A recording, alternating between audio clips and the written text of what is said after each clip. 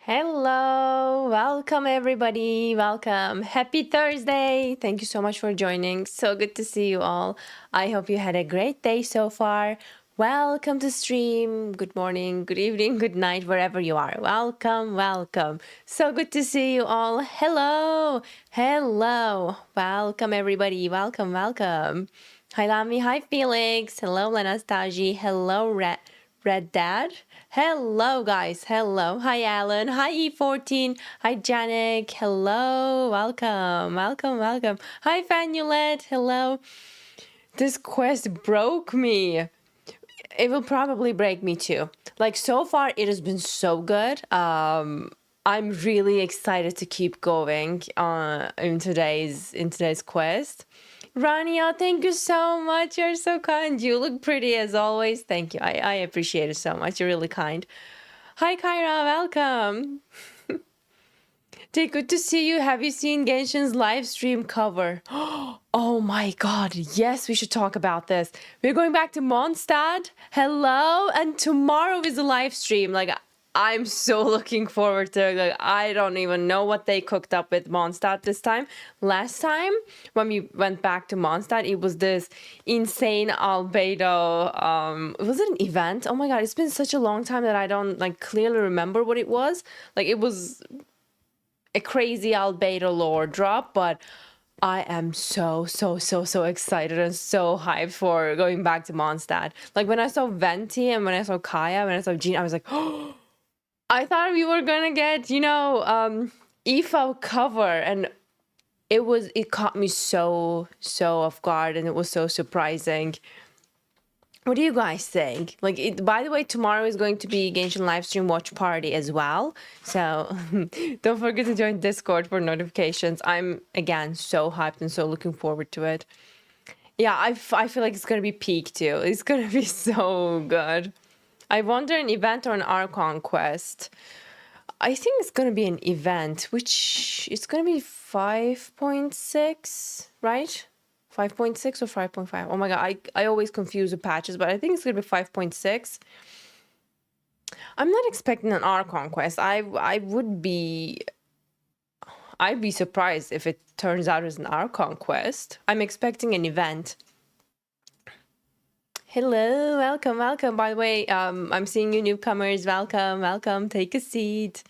Hi, I hope all is well for you and your family. Thank you, little Murby. I appreciate it. Thank you so much. Luckily, no one close to me got hurt.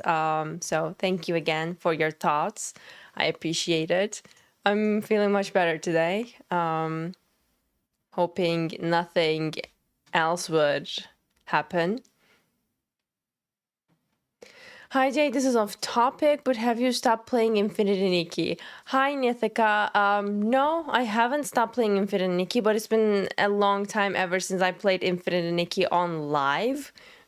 It's kind of tough juggling multiple gacha games at the same time. And since we have so much long quests in Honkai Star Rail or Genshin, like it's kind of tough to go back to Nikki that frequently. By the way, I will get back to it as soon as possible. I'm missing like 3 or 2 chapters from Nikki's main story. Again, I love that game so much. I cannot wait to go back, but let's hope today. Probably I won't be able to finish this quest today though. Like, if I can clear my quest schedule, it's gonna be even more easy when it comes to giving different games some stream time on the schedule. But again, I'm looking forward to go back. Aw, thank you, 3 sillies. Jade, I hope everything is well after that earthquake you were talking about, and I'm also making an OC backstory book. Oh, that's awesome. By the way, thank you so much for your thoughts. I appreciate it so much. And my stepsister started crying after telling her the basic plot. Why? Oh, it's so good that you made her cry? So I know it's going to be peak. I love your streams and hope you're doing amazing. You beautiful. Oh my god. You beautiful queen. Thank you so much. You're really kind. You're really sweet. I appreciate it. And I hope it all goes well about your OC backstory book. Keep working. Hello, Santu. Thank you so much. I appreciate it. Thank you. Are you going to live stream and watch the Genshin live stream? Yes, by the way. Tomorrow. I'm looking forward to it. Jade, we should watch Keep with Star Rail and Anaxa. What's that? Oh, there's a new video about Anaxa that dropped. Yeah, they were doing this new, how to say, like, new videos about each upcoming character. If it's not too long, we can check it out because, again, the quest is so long that we have to catch up. I don't know if... Let me check how long the video is. Yeah, it explains Anaxa's kit. Yeah. Let me see. Actually, it could be really informative. Let's see. Hello, welcome. Oh, it's kind of long though. If you pull for Anaxa, you should put your hair up like this. What do you mean? I'm so excited for Anaxa, by the way. And even though it's long, I really want to watch it because I want to know more about his kit. So let's go and watch that video and then we can jump into game and start Honkai Star Rail quest. Keeping up with Star Rail. Time flies so fast. Caster's banner felt like it was released yesterday. Don't even talk about it. Like, it's kind of strange. It really feels like time is flying. His kit is very insane, Jade. I'm looking forward to seeing it. I just pulled Akron. I don't have anything for Anaxa. You don't know. Best of luck. You might get him early. Okay. Let's see.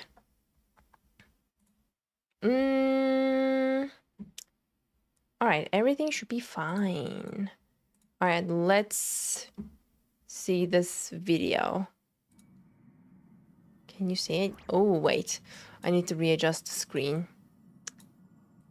It's too zoomed in. Here we go. All right.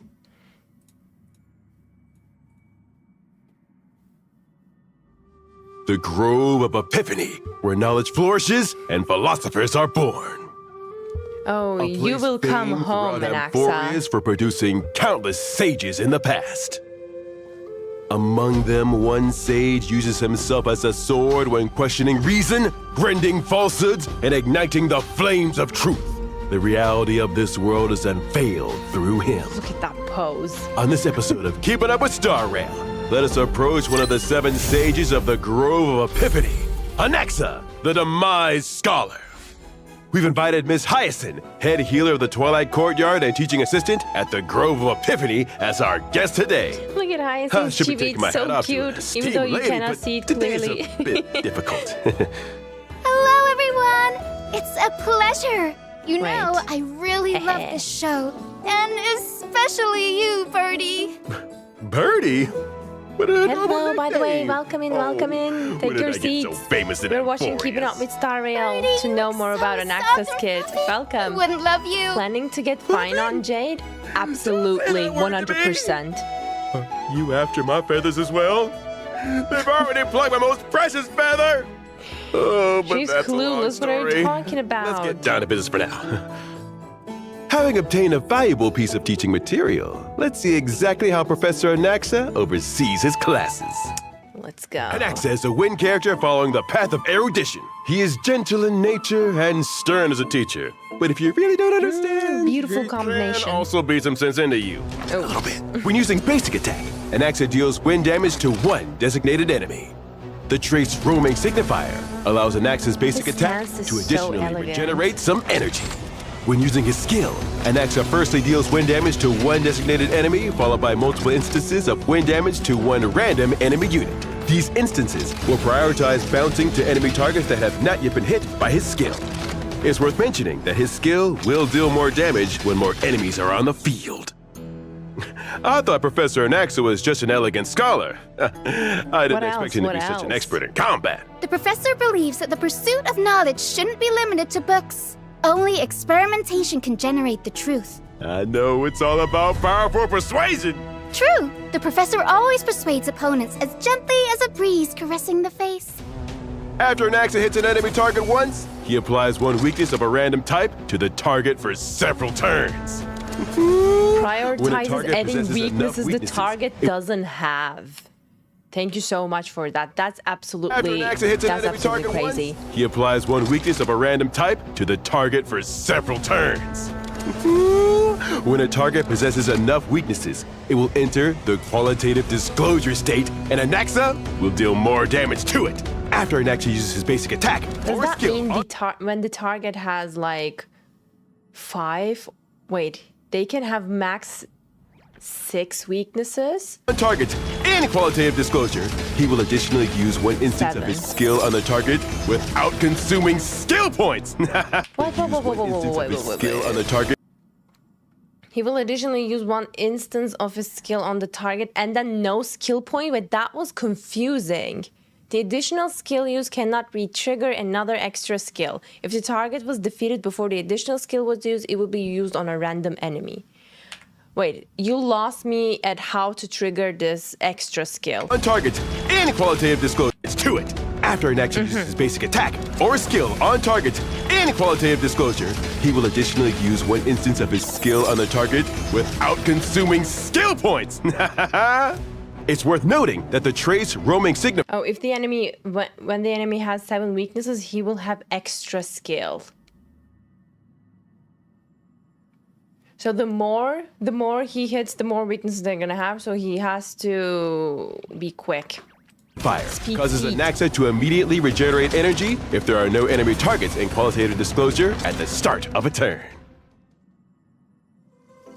Amphoreus is crawling with dangers under the cover of the black tide. But even the most fearsome enemies are just alchemical components for so Professor good. Anaxa. That's an honor not easily bestowed upon any enemy. An honor indeed. The Trace Imperative Did you just Hiatus see his will face provide guard? different buffs depending on how many erudition characters are in the ally team. Example, when Anaxa is the only erudition character in the team, his own crit damage becomes enhanced. If at least one other erudition character is present in the team alongside Anaxa, all allies' damage is boosted. Okay, 2 erudition When he characters, uses that his is. ultimate, Anaxa inflicts sublimation on all enemies. What is this ultimate? In sublimation, 7 weakness types will be implanted in enemies simultaneously, lasting until the start of the enemy's turn. I couldn't even also focus on wind what damage to Albert all said enemies. because I was watching the That's ultimate. impressive. Oh my Still, god. For a scholar to be armed with such a deadly weapon. That's a teaching tool, Birdie. It What? makes sense for a teacher to carry their tools with them. That's a teaching When using his tool? technique, Anaxa He teaches by holding people at a gunpoint? What do you mean it's a teaching tool? inflicts terrified on enemies within a set radius, causing them to flee from him like the cowards they are. Actively technique attacking looks terrified so enemies will be good. considered entering battle via attacking a weakness. After entering battle, every enemy target will be inflicted with the weakness of the attacker's type for several turns. I wonder if Professor Anaxa is as forceful when hunting down students who skipped his class. Well, they'd be running for their lives for sure. Okay, let's sum it up. A truly great scholar never seeks breakthroughs. They create breakthroughs. Professor Anaxa is good at adding weaknesses to enemies and judging them accordingly. All of his attacks can add new weaknesses to the enemy. And after an enemy has enough weaknesses, his damage dealt to the enemy further increases as well as triggering one extra skill. He has frequent AoE attacks and has the ability to implant many weaknesses in enemies, allowing him to support his team in managing different kinds of battles. All right, Very good. Professor Anaxa may be strict, The summary but it's still an was more honor for clear students than to the study detailed under. explanation. Lo and behold, we've got a group coming to see what kind of test the professor has prepared for them. Ooh, this test has an amazing lineup of examiners, including a famous, With the Herta unparalleled, plus and absolutely Anaxa, I inimitable cannot wait lady. to try that team. Now the answer is clear. The examiners need to figure out how to stack this true genius's interpretation as soon as possible. As for how, let's watch Professor Anaxa's performance. As they enter battle, the enemy already has a set stack of interpretation on them, despite already making trouble for the examiners. But there aren't enough interpretation stacks yet. Thankfully, Professor Anaxa is making his move. He uses his ultimate to inflict sublimation on all enemies, adding 7 weakness types to them, and also inflicting qualitative disclosure. Professor Anaxa shows no mercy while placing enemies in qualitative disclosure. Following with his skill after using his basic attack. When they have 7 weaknesses, he has the This extra string of skill. attacks applies many stacks of interpretation on the enemies, making the most beautiful member of the Genius Society hit even harder. Supported by Anaxa's traits, the lady's intellect is numerically immeasurable. Sends off the bad students by saying, "Hear me out." However, these students refuse to give up and insist on a retest. If we're patient in their teaching, the examiners decide to grant their request. However, there are still some weaknesses on the students, so qualitative disclosure isn't gone yet. Professor Anaxa uses his skill and triggers his talent's additional effect, once again adding many stacks of interpretation to help the omniscient and omnipotent true genius. When interpretation reaches 42 stacks, the radiantly beautiful lady once again says, "Hear me out." The ultimate truth of the universe is revealed here, and the students are no match for the examiner's incessant questions. Ha, ding ding, exam's over, hand in your papers. And that's a wrap for this episode. Whoa. I have a request. Miss Harrison, I've heard you've been a doctor at the Grove of Epiphany for many years. Can you treat my hair loss, perchance? Birdie, why are you bald? It's all because of your prophecy. The greatest threat. That caught me so off guard with the transparent.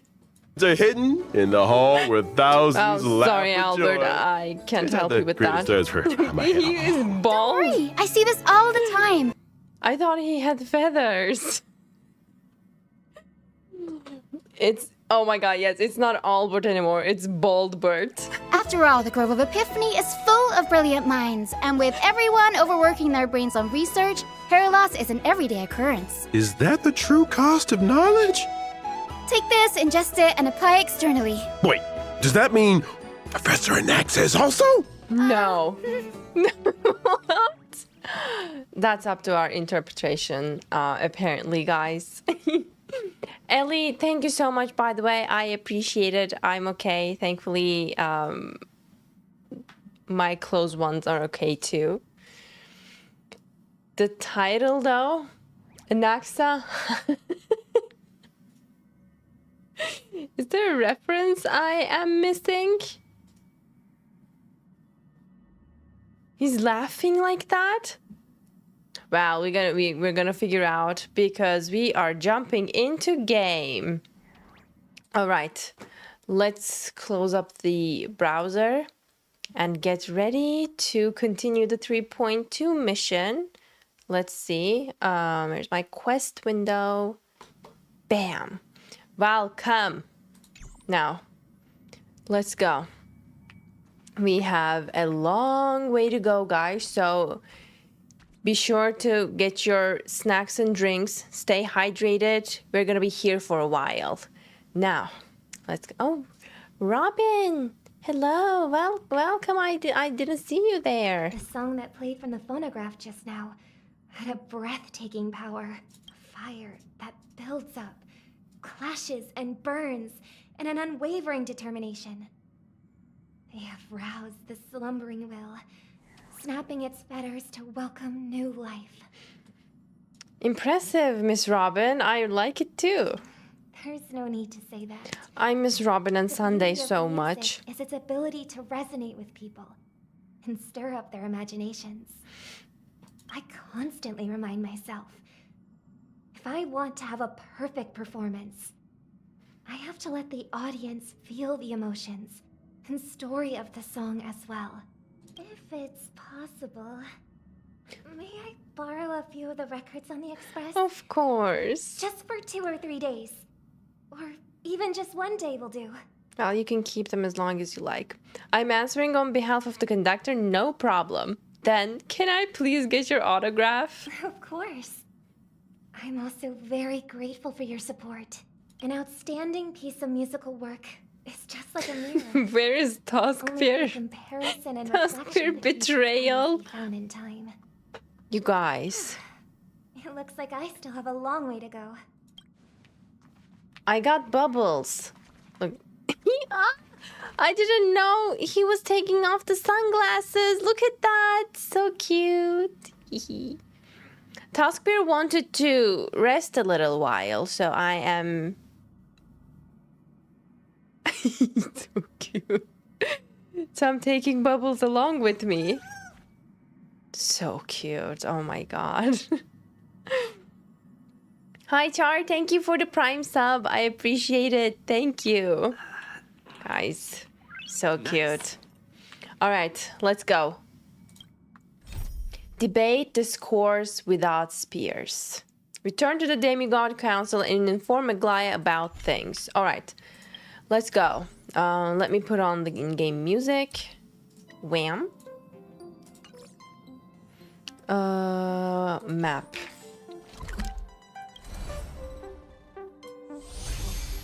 The Amphoreus.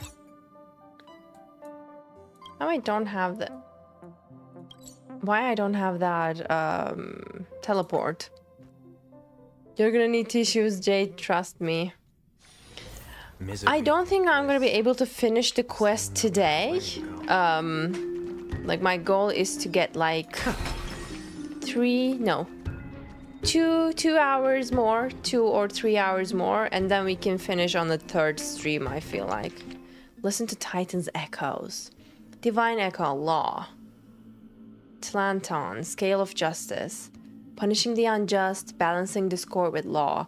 Those who think they can evade judgment do not realize the scales measure all transgressions. Make known mysterious justice. Look at them. Look at Bubbles. Oh my god, so cute. Jade, don't do it. The depression is too strong. I have you guys with me. It's gonna be all right. We're gonna support each other throughout this journey, and I'm ready. Into Lenten above, as the Theoros I have observed. Oh, he's back. Virtuous citizens of Akama, fine and Vides, Elysiae, and the Outlander are heading toward us. Why am I the Outlander again? I thought we worked past this. The way I smiled when I heard Finon's name. What happened here? I know about the poisonous fangs of that king snake through the golden threads. In the past, I would be confident about keeping her in check, but I admit I am now unable to do so. What do you mean? I also don't know what she's talking about. It is no longer about eloquence or arguments. I have been a demigod for far too long that I hardly have any humanity left. Before I realized it, I have become no different from these hypocrites, no longer capable of relating to the people. Wow, the self-reflection? Respect. Jade, Finon, or Mighty? I'm gonna pick Finon, even though I really love Mighty too. Finon is just a bit more special to me. This has come a lot sooner than I expected. But perhaps it is time. I need you to step up, Finon, in order for me to retreat behind the scenes. Retreat and do... Yes, this is my duty, but... It is far easier for the Council of Elders to fool many than just fool one person. Their so-called more support is no more than a ruse to distribute power using words instead of lances. There is no glory in winning this debate, but that makes having respect for humans so much more priceless. Finon, you are a Chrysos heir without flaw, capable of relating deeply with humans. She called him perfect, which I 100% agree. Yeah, Finon has knight vibes. Yeah, I really like that. Like, he looks so good. Very elegant, very handsome, so thoughtful, kind, has a sense of humor. Like, what is there not to love about Finon? I appreciate what you've taught me, Aglaya. I hope we'll live up to your expectations and win this debate.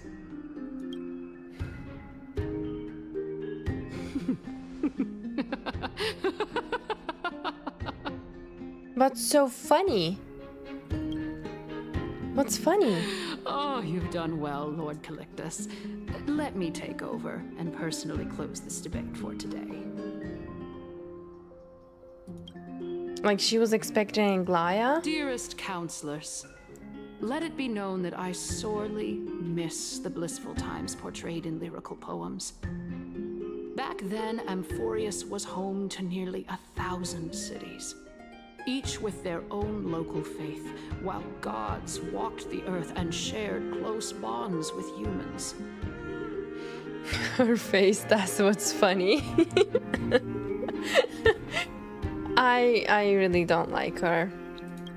Yet, in the present, people from all over are forced to leave their homeland to seek refuge in the holy city, where they hope to rest under Kefali's protection.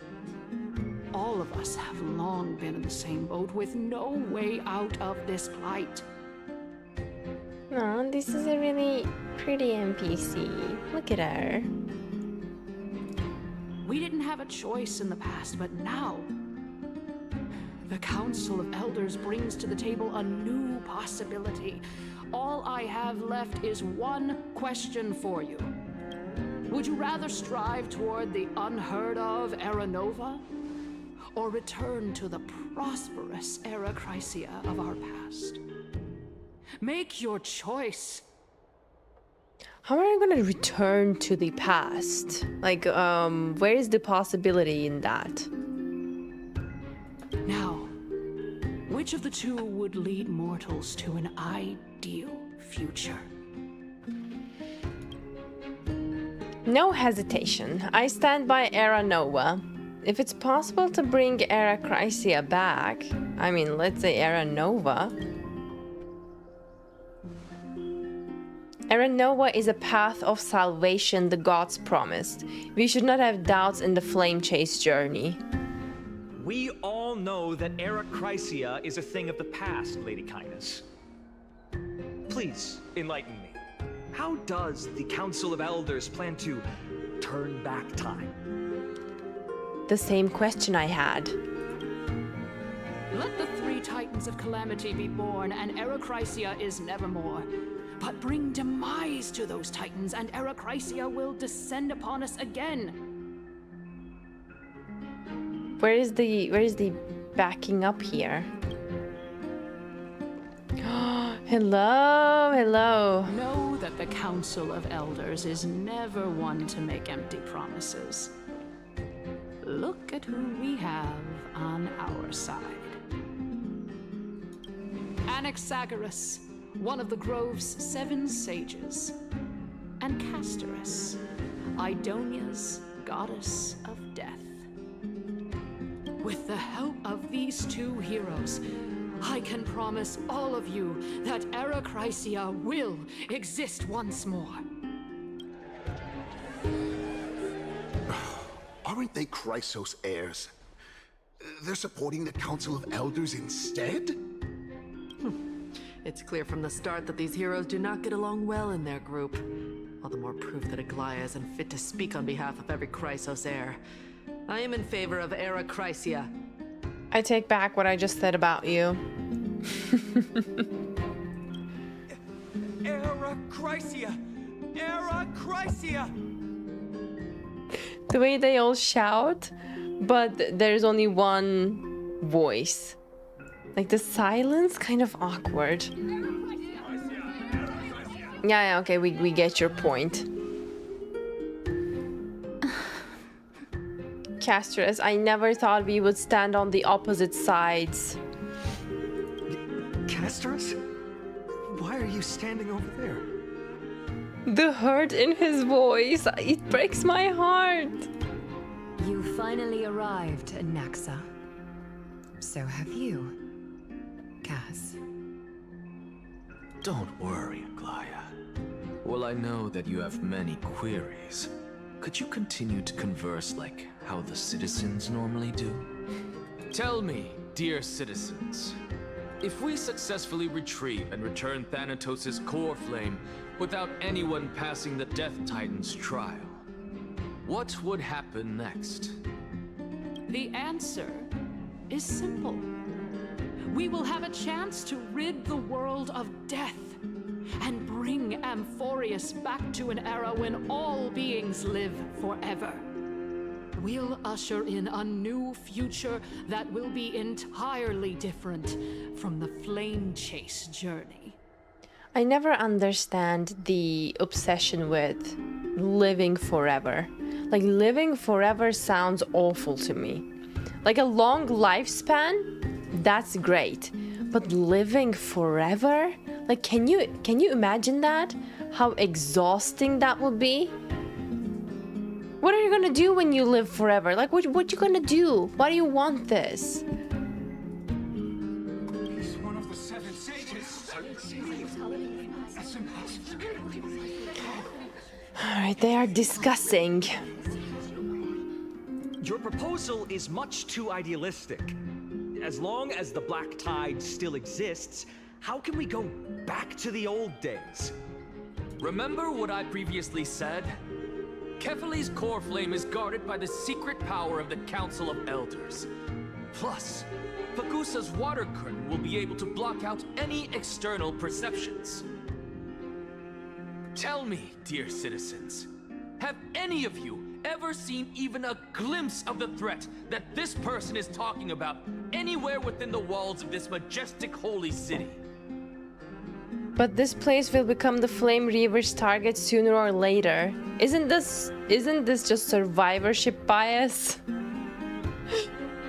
Oh. Could it be that you heard that from the Flame Reaver themselves? Oh, I just wish the Flame Reaver just come here out of nowhere, out of a black hole, and then attack this woman right here.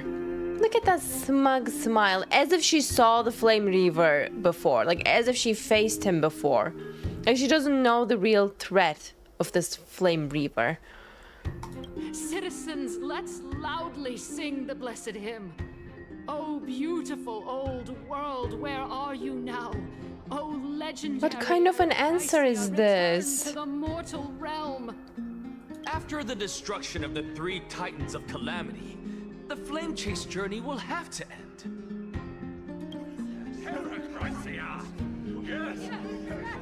The members of the Council of Elders are cheering in excitement. This is bad. The masses are now totally riled up. Anaxa, pray tell. Everything that you've mentioned hinges on the premise that we can find Thanatos' existence, right? But the problem is, no one has figured out how to find Thanatos in the first place. Like, Castorus has been looking for the Death Titan. We don't even know since when. And she couldn't find the Death Titan. What makes them believe that they will be able to find the Death Titan now? I'm ready to hear. Thank you, Lady Aglaya, for still caring about this city. However, dear He's so infuriating. we are truly fortunate and blessed. For Castorus, Idonia's goddess of death, will surely find Thanatos under my guidance. Look how arrogant he looks. What? Everyone. The same mood. With that, I solemnly promise that the core flame Lady Castorus brings back will be personally managed by the Council of Elders. Thereafter, if we are able to garner the support of all of you at the Citizens' Assembly, we shall spare no effort in ensuring that the Arakrysia will return to our world once again. They are getting the majority of the support. With the balance shattered, the result is clear. Buy carefully into Lent and above, as the Theoros I have observed. Akama has chosen her destiny. The issue up for discussion at this citizens' assembly shall be modified to the suspension of the flame journey. This resolution shall be put up on the Wall of Heroes, such that all citizens are aware of the city's way forward. Directly suspension of the flame chase journey? Wow. I feel like Lygus is sus. Who doesn't think Lygus is sus? What has caused your heart to soften? You also don't seem to be as quick-witted as before. Wag your tongue as much as you like. Since the flame chase journey has been preordained by the prophecy, our failure has never been on the cards. Well then, I guess we'll find out if that's true at the Citizens' Assembly. Lygus announces the conclusion of the debate and the attendees part ways. Casterus, what's going on? Can we speak with Finon now? Casterus, what's going on? Well, it seems that when I sent you to look for Anaxa, I unintentionally facilitated your partnership with him instead. I feel so bad for her. My apologies, everyone. I know that you have many questions to ask me. I will answer them to the best of my knowledge. Oh, this is not the assembly. This is just the this is just a debate before the assembly. In that case, please tell us as much as you can. Aglaya's face looks so tired of. I mean, she's a demigod, but who wouldn't be tired in this situation? Like, she has been dealing with this for far too long, carrying the whole baggage on her shoulders. What happened when you went to look for Anaxa? In actuality, he showed me a past that was both long and heavy. The reason I say this is as I've mentioned earlier. The answer was hidden in my journey unto death. Anaxa, you were in the Netherrealm? Yes, he was. Yes, I am but a living dead man now, but that's not important. What truly matters is, I overheard a conversation between heroes. Switching to Casterus's POV. Have you heard of this tale before? A tale about the ocean god's treasured pearl, our hometown. It was a seaside town which enjoyed the ocean breeze and glorious, peaceful times, thanks to the wisdom of its ruling queen. Sounds like a great place to live. But, what about the dragon? And this doesn't look really peaceful. Until one day, an evil dragon descended upon the town. Its wings were large enough to blot out the sun, while its claws were sharp enough to rip the waves apart. It barged into the tall tower and devoured the queen's beloved daughter. No. It even settled itself in her bedroom, like a tyrant king. I think this is the book that this is the book story that Casterus mentioned in the beginning of the quest. The queen assembled 300 warriors who managed to subdue the evil dragon by chaining it up. However, when the queen slit open the dragon's belly, she realized that the princess had long since been digested, and all that was left of her was a pile of bones. Devastated, the queen wept for several days. It was then that a devious, smooth-talking scholar arrived at the palace and suggested that the princess could be revived through the use of dragon bone and dragon blood. That liar called this process the secret art of alchemy. But that went sideways. That didn't go well. The princess was reborn! The queen was overjoyed, blissfully unaware that the evil dragon's soul still lurked within the princess's body. As revenge, the evil dragon swallowed the poor queen, the glib liar, the courageous warriors, and all of the town's innocent civilians in a single gulp. So they revived the princess to meet their own ends. Worse still, the souls of the deceased refused entry to the Netherrealm because they were filled with regret. Forced to roam the mortal realm, these resentful souls ultimately converged into a river of souls that would not retreat for a long time. The terrifying death had consumed all. Thereafter, our hometown fell into ruin as well. Until... I wonder if that river of souls she mentioned is the same one that Mighty fell into. Like, I think that was called the Sea of Souls. I'm not sure if it was a river of souls or sea of souls, but maybe they're the same thing. Until? Yeah, until? Until? Actually, I don't know what happened next either. What do you mean? Oh my... It seems that you still like to whet people's appetites even after all this time, Polixia. I wonder who Polixia is. So, according to your story, this is how I used to look?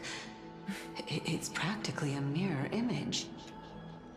I mean, we said Polixia is Cassius' sister, most likely in the last stream, but I would like to clarify that. Like, so when are we going to learn? And yet, what exactly is this? A miracle that I created with alchemy. As for what it is and how I was able to accomplish it, I'll keep the answers to myself for now. How did he manage to do that? Oh, my goodness. Is this cliffhanger really necessary? Yeah, I'm with Cersei's on this one. Like, it's not necessary at all. Just tell us. Quiet, Titan. Continue to enjoy this splendid play, and the truth will naturally reveal itself. Dragon, huh? I've heard this legend before. In that case, what do you think of it? I think that this so-called alchemy was a tenuous analogy added to the story by future generations. After all, you've never heard of a tradition of alchemy in your hometown before, have you? Indeed. Before I left home to pursue my education, I never even knew that anybody was looking into this area of study. I wonder what happened to her. Like, what's this? Kind of looks like a dragon's claw, and she's in bandages. Like, and yeah, her eye is closed. Like, is she blind? Like, what happened? She's in a wheelchair. Therefore, we can just treat this tale as a fable told to young children. A fable, you say? If so, what moral is it trying to impart to the kids? I guess it might be the concept of equivalent exchange? Oh? I thought the moral might be closer to something like honor the dead. What? At a loss for words? I kinda am, not gonna lie. No, I merely realized that we're both thinking of the same principle. If life is priceless, then there is hardly anything else in this world that is of equal weight to it, right? Indeed. As expected of the wisest scholar in the land. You flatter me. Why don't I ask you a question as well, as a form of equivalent exchange? Of course. What is your question? If I imparted my knowledge of the art of alchemy to you, would you use it to resurrect someone you loved? That's a good question. What? What kind of strange question is this? I got it. You're just trying to get me to tell you whether I like anyone, right? Let's just leave it at that. That was rude of me. Maybe, okay, I have a new theory. Maybe Polixia got seriously hurt and she lost her memories. And Calypso is trying to see if she remembers anything by asking this question. Like, perhaps she lost someone dear to her? I'm just, I don't know, I'm just thinking. Yes, I would. Oh, wait. My theory is about to go out of the window because she said yes. Oh. Who? Death is inevitable. In the days to come, I'm certain that someone whom I cherish deeply will leave me for good. If such a mighty power really existed, I think I would use it without hesitation. After all, you, me, and the rest will all have to face that fateful moment eventually.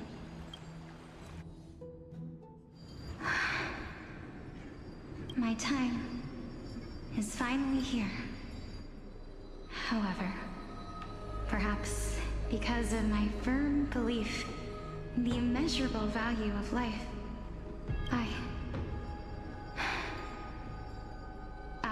am unable to complete the trial.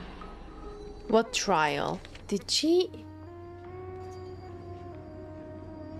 Perhaps because of my firm belief in the immeasurable value of life, I am unable to complete the trial. Did she try to complete the Death Titans trial? Is that why she was so badly hurt?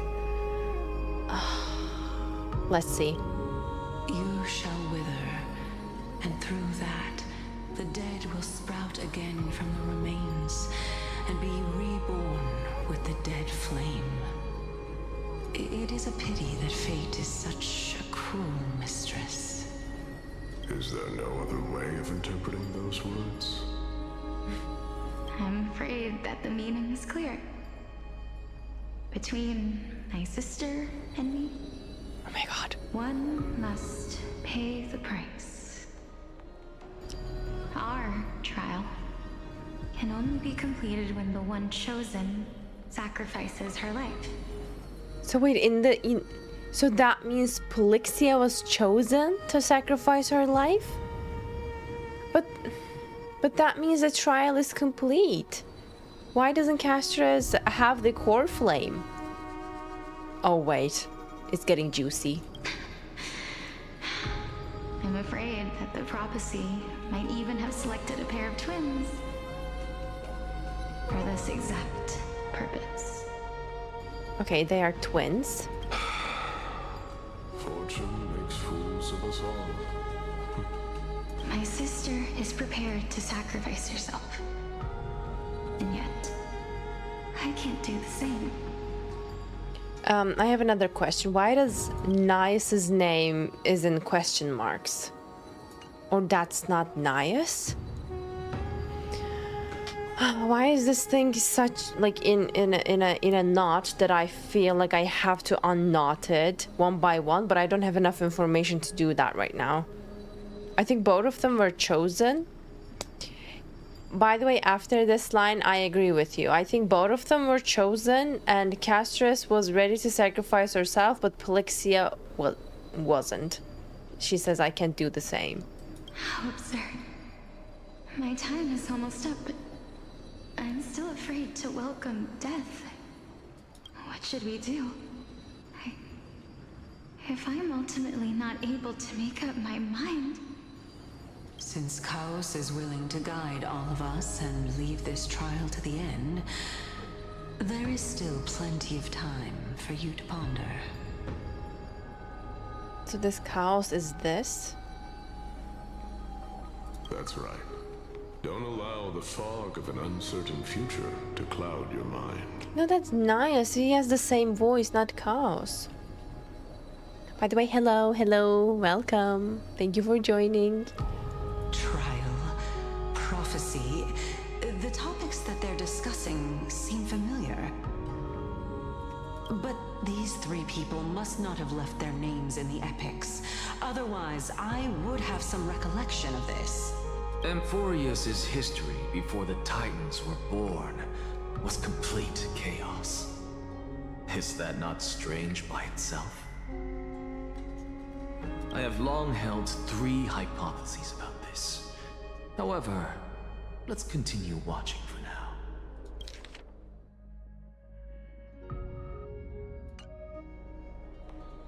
Hi, welcome. Chaos is the world-bearing Titan carefully before he became the Titan. Oh, I didn't know that. Calypso, Polixia, and this warrior. I seem to have met him somewhere before. How did Castris forget about them? Like, that's another question. How doesn't she remember? Regarding this matter, Nias, are you... I knew it was Nias. You complete your trial? But he didn't complete it back then, he just completed recently. Or maybe it was the... Wait, I'm in... Yeah, he completed recently along with Mighty. That was a spoiler? I can't believe you. No. Why would you do that? Why would you spoil that? I feel like that's a really important information for the later of the story. When I first read it, I didn't know it was a spoiler though. Ugh. It was answered through the dialogue. I missed it, or I'm not on that part yet. Of course. Though, I am worried about what will happen once I've emerged victorious. My final brain cell is crashing right now. Same. By the way, he's gonna, he's gonna cease to exist when he's victorious. Let's go. Calypso. Looks like you have made up your mind. Yes, this is the safest course of action. Oh my god, I just realized this is even before he took the trial. He's gonna get the trial. Maybe now? Completely separating courage, honor, tenacity, sacrifice, and reason. You really know how to make things difficult. Please, young lady, witness my fall and demise. Lady Calypso, you shall host the soul-rending ceremony. I do not understand. Why would you dare to sacrifice yourself for a future that you won't get to witness? Because this is our destiny. The power that resides within me is so intense that I will one day be engulfed by it. Furthermore, a valorous death before glorious return has always been the path I chose to walk. A journey I began long ago. If your sister or Chaos were in my position, I believe they would make the same choice as well. Do you remember Nicodor had separate parts of his personality? Yeah. This is his doing. I remember that part.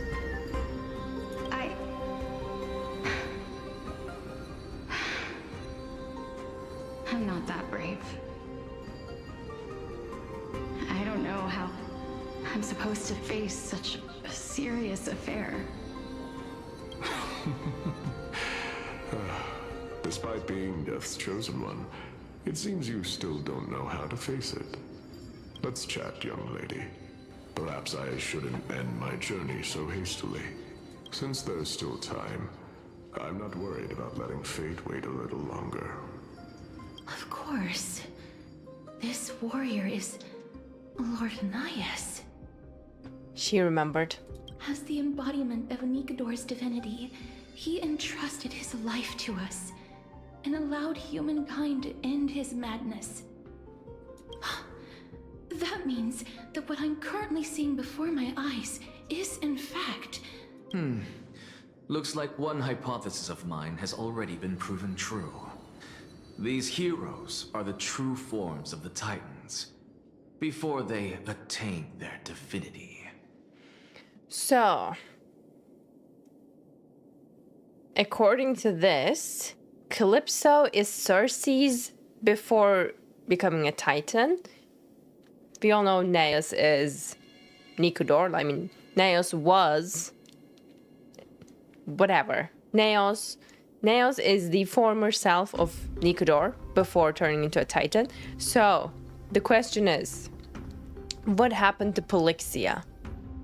If so, the chosen one of death that he speaks of is actually... Polixia? Is the previous form of Thanatos? But her appearance... So she turned into Thanatos and she just vanished? If this is true, as long as we can find out where she went, we'll naturally be able to figure out the location of the Death Titan. There is a pattern? If you see the pattern, I'm not following. Like, Calypso, Circe's, Naias, Nicodor, Polixia, Thanatos? But where is she?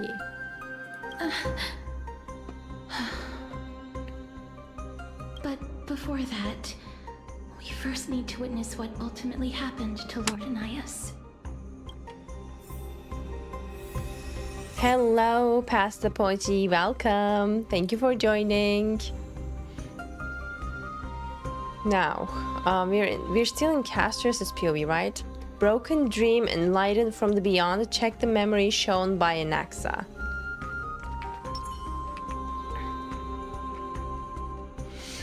Like if Titans are human before. So Titans are... Yeah, okay, Titans were human before. We got this. And eventually,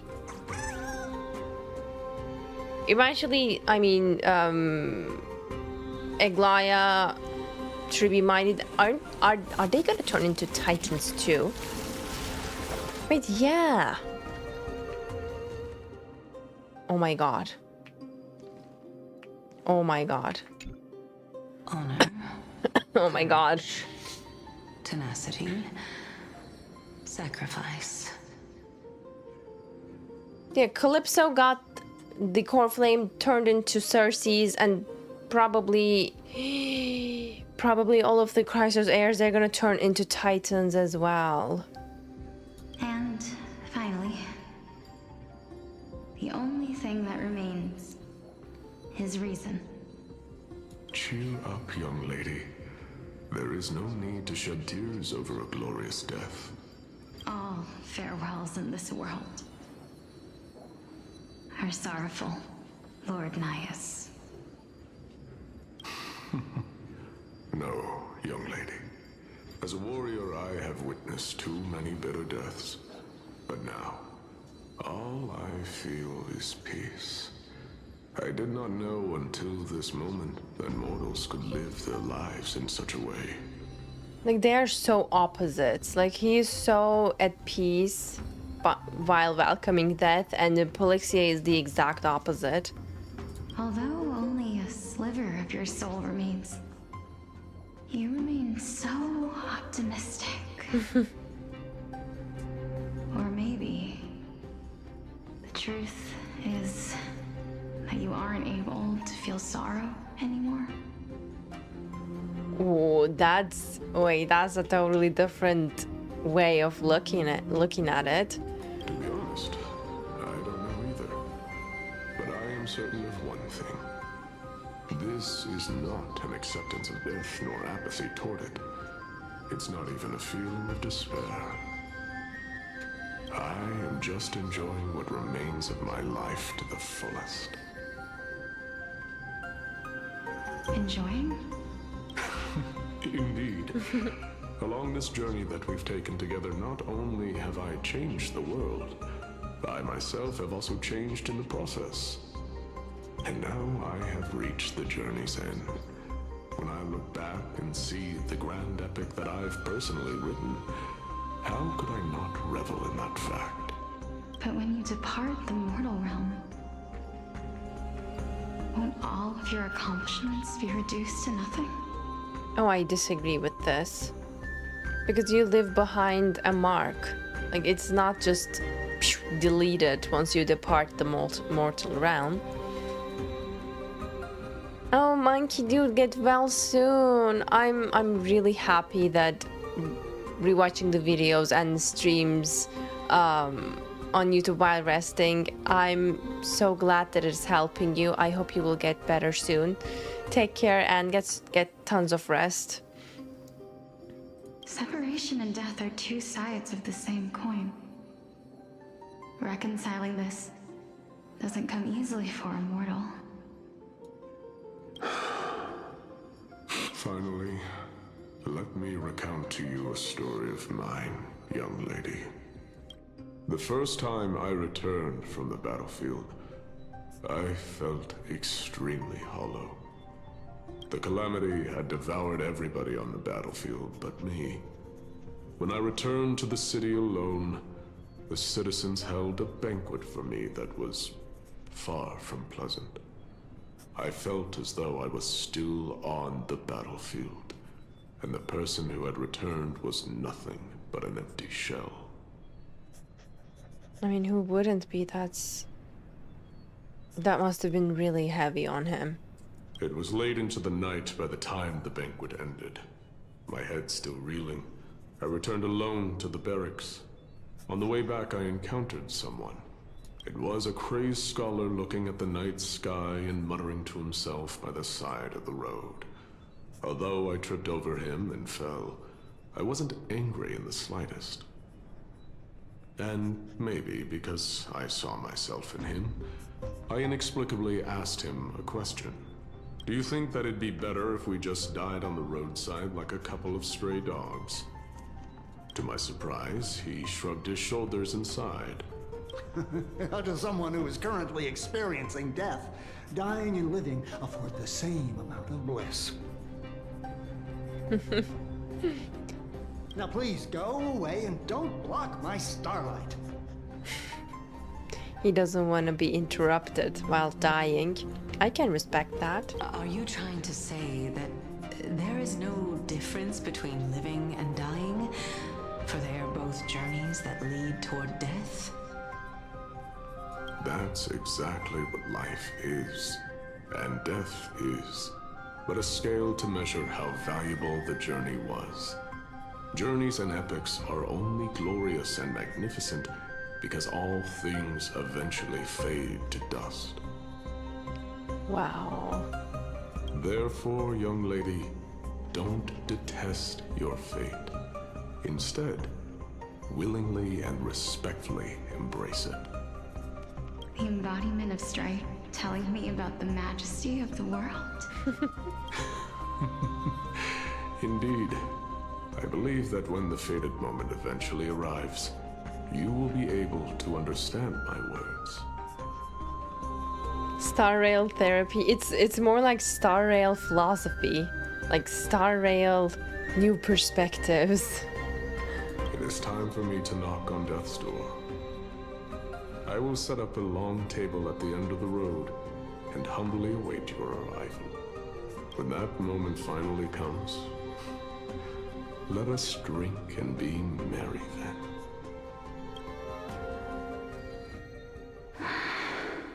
Wow, what a conversation. Hello, Zaynoxy, welcome. Hi, Blue Jasmine, welcome, welcome. Thank you for joining. First time catching your stream. I love your TikToks. I appreciate it. Thank you. Welcome to stream. I'm going to be playing some Star Rail after dinner. Did a lot of ZZZ failing. Have fun. By the way, I've been playing ZZZ a lot more lately as well. So looking forward to Hugo. I knew this day would eventually come. So we are finally at that day where Polixia accepted her fate.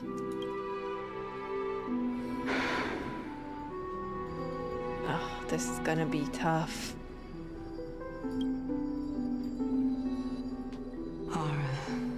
both of you ready? That is exactly the same line that Naias told to Casterus. Like that, the table and drinking and being merrily line. What a amazing detail. I don't know why I remember that. I don't remember that tiny detail, but that's so lovely. Polixia. Is this Casterus? Yes. What? This... How doesn't she remember? This is quite interesting indeed. It is. Is this... Polixia's sister? Is it... me? Now, it's time for us to fulfill our promises. Are you afraid? No. What are you afraid of? That I won't be able to do it. Why Cersei doesn't remember, I question that. Maybe... I mean, in Cersei's case, I can say maybe they don't remember it once they turn into Titans, but Casterus didn't turn into Titan and she still doesn't remember. Or maybe this... Polixia's sister isn't Casterus, but that doesn't make any sense. Anyways, let's move on. You shall wither, and through that, the dead will sprout again from the remains, and be reborn with the dead flame.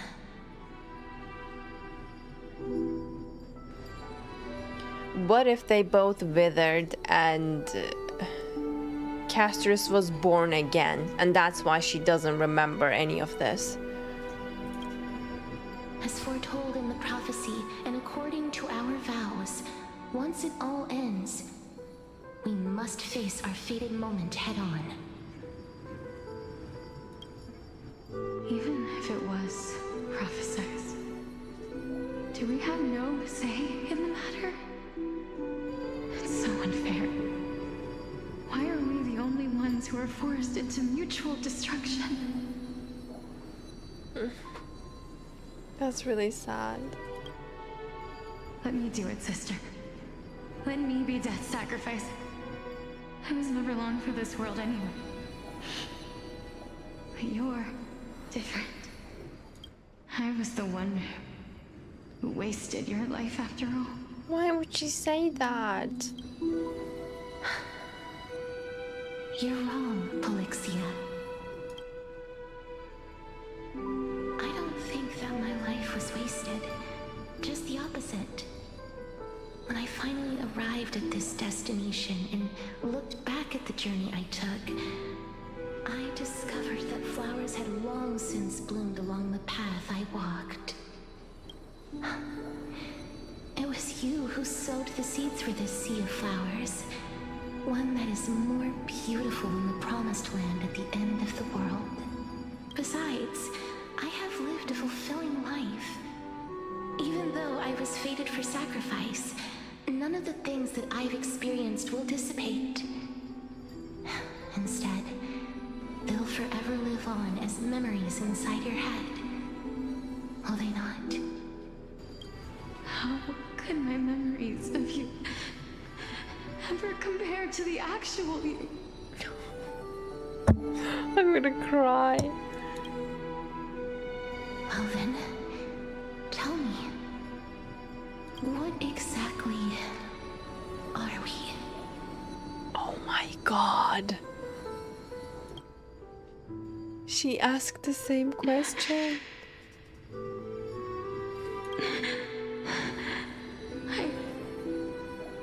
I don't know. Like, it was why does life slumber in Penacony? Now it's what exactly are we in Amphoreus? I don't know either. But regardless of what the answer is, regardless of how we're shaped by others, or even by this world. Ever since we were born, the fact that we existed was predestined, and nothing could erase it. This is why I will always, always be by your side. We're twins, after all.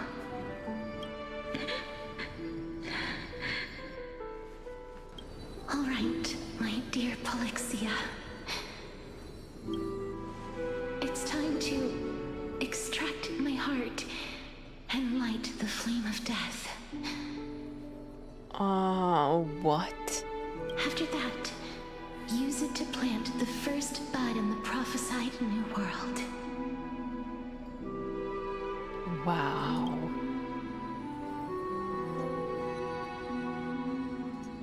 And she's so brave with it.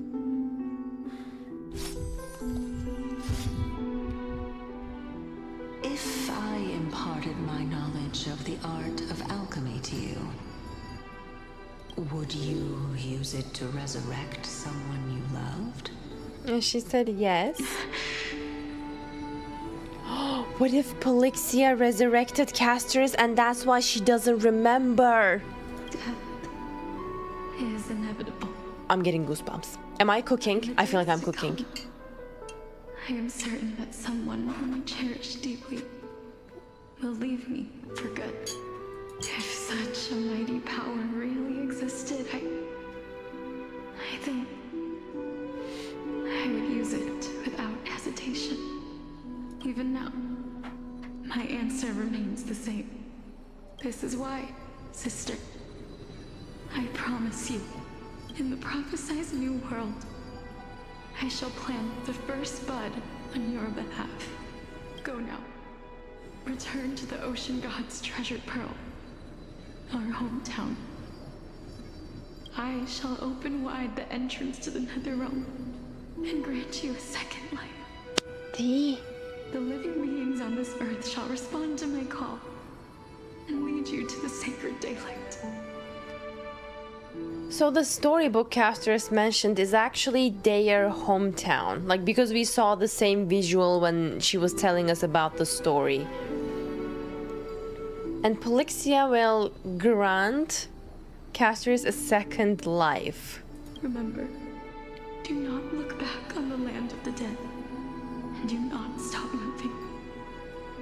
In the new world promised by the prophecy, march toward your new life. As for the price of our equivalent exchange, let me be the one to pay it. Everybody, we've come to the end. Unfortunately, I am not compatible with the Supreme Being. I literally have goosebumps. So I was unable to completely fuse their soul into my own body. However, being able to glean all this from them is exciting enough. Wait, so he got all of this from Jadealy? I'm certain of this now. Before the Titans that we are well acquainted with were born, a group of heroes roamed the land. These heroes followed a prophecy and took possession of divine authorities one by one, until they eventually became the pantheon of the new world. Just like the flame chase journey of today, Amphoreus' history is cyclical in nature. So it's a cycle. New heroes come, they get the core flame, they become the Titans, and then new heroes come and then they become the Titans by taking their core flame. Like, it's a never-ending cycle. Actually, it makes sense because, you know, Amphoreus is in the shape of, like, infinity. Wow.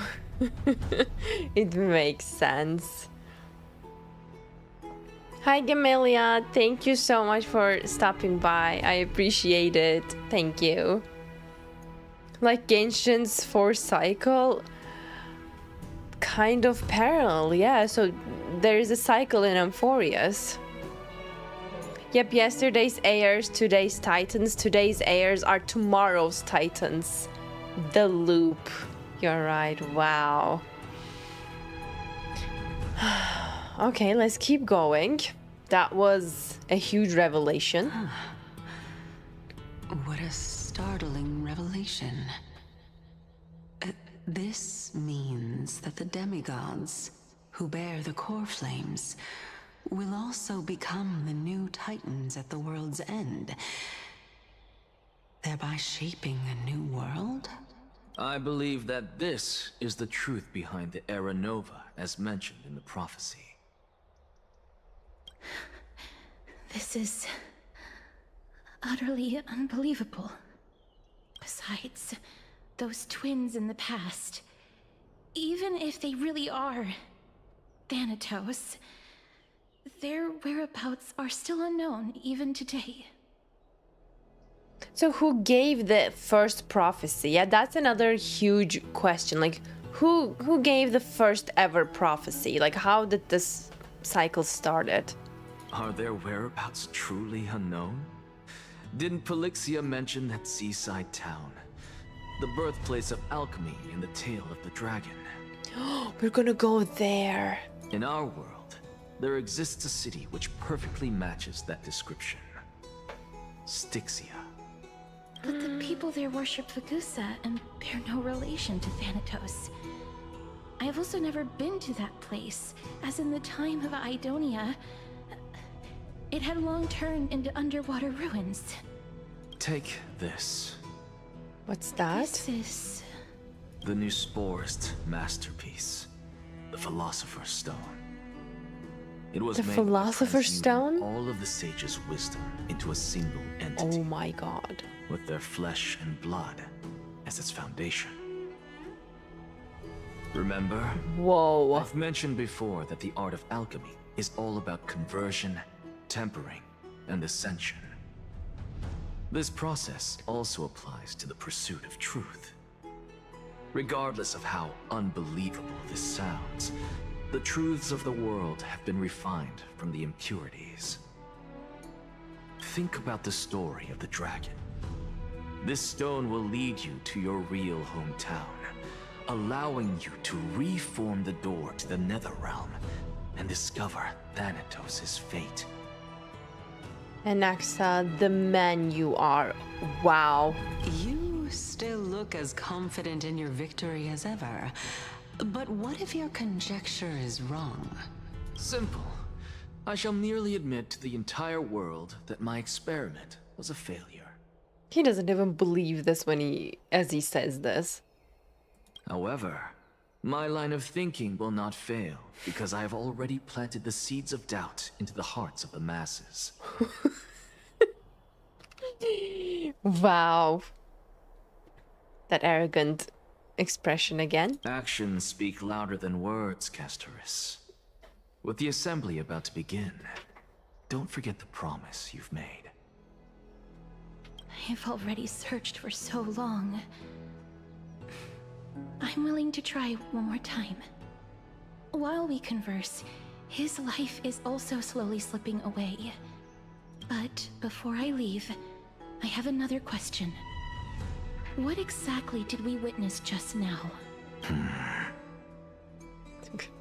That was the world imprinted in Kefali's soul. That was the memory imprinted in Kefali's soul. So this is where it's obvious, like chaos is Kefali, but I was spoiled earlier.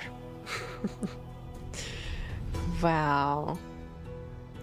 All right, so we learned that from Kefali's former human self. If we are to prove its existence, you must take the final step. Go. Do not disappoint me. I understand. Wow. Hey, child of humanity.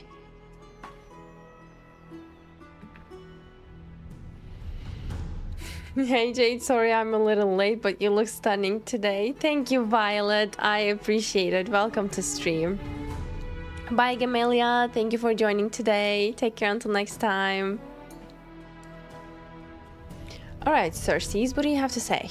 Child of humanity. Don't get antsy. I still remember the question you posed to me. As a scholar, I do not wish to offer up ambiguous conclusions. Let's discuss this topic again when she manages to find the evidence. I merely wanted to ask, was that stone transmuted from your heart? The Philosopher's Stone? But he said it's like 7 sages' wisdom combined. If so, rebirth is no longer an option for you. Don't say yes. Don't say yes. Don't say yes. Why not? When I was a child, I lost someone dear to me. When I was a teenager, I lost my faith. A while back, although you saved my life, I also lost my soul in the process. How did he lose his soul again? Oh, wait. I thought he still has a tiny part of his soul left. But apparently it's all lost. Now I'm merely forsaking my body. What's the big deal? Oh my god. Core Flame is holding... Okay. I remember he dissected his soul into pieces. And now the Core Flame is holding him together, let's say. Jadealy, is your Honkai Star Rail Pookie? Sunday Bootil Blade Mighty or Anaxa? Sunday. Sunday right now. Oh my god. Oh my god. Right now I see like you ask me favorite from each pattern, favorite from each element. I did both, by the way. Like I answered them already. But again, thank you for asking. I would do a really quick summary for you if I wasn't in the middle of the quest though. Why are you always finding ways to die? Isn't it good to be alive? This question is so funny. Like, why are you always finding ways to die? Why is he treating his body and soul like an empty pack of gum? I think he just lost so much throughout his life that he just doesn't care anymore. Like, as he said, he lost someone dear to him when he was a kid. He lost his... Well, did he say sister? No, he lost somewhere dear to him as a child, and I think that was his sister. And when he was a teenager, he lost his soul, he lost his fate. A while back, he also lost his soul. So he's like, what else there? What else is there to lose? You know? I feel like he just doesn't care anymore. This is but a necessary sacrifice on my path to transform into the purest of them all. Oh yeah, all he cares about is his research, and he's just trying to prove his point. And he's gonna turn, like, transform into the purest of them all. Which is... Can someone who's dead even claim to be the purest of them all?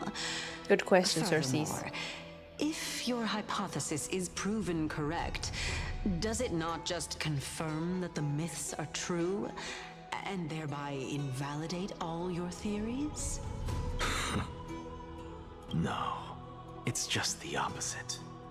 If my hypothesis is correct, it means that I can actually ascend to godhood and reshape this absurd world that you all have created. Oh my god, Wow, okay, Anaxa. Slay. That's a lot to take in at once. Wow. They're all speechless. Lady Aglaia, please, let me explain. Go on. You know that the core flame of death has always been the greatest unknown regarding the Era Nova. which is why both you and Kindness desire to gain the power to control that core flame in the approaching Citizens' Assembly. Professor Anaxa has come to a consensus with Kindness. They want to suspend the trial once Thanatos' core flame is reclaimed, hoping thus to eradicate death from this world. If they're successful, then the flame chase journey will cease, and Akama can enjoy everlasting peace. So they think it's the way to break the cycle. But I know this runs counter to your wishes. So long as we do not usher in Era Nova, the Black Tide will never be eradicated. Even with Lord Mighty on the front line, and the Black Tide not posing an immediate risk, the danger nevertheless remains. Also the Flame Reaver. Honestly, it's difficult for me to assess the pros and cons in this decision. But someone must bring the core flame before we can begin negotiations over it. That's also true. Very near. I cannot let this chance slip by. Besides, someone has to make this trip to bring back Mr. Soul. Our soul. Well said. You already had every reason to seek an audience with Thanatos.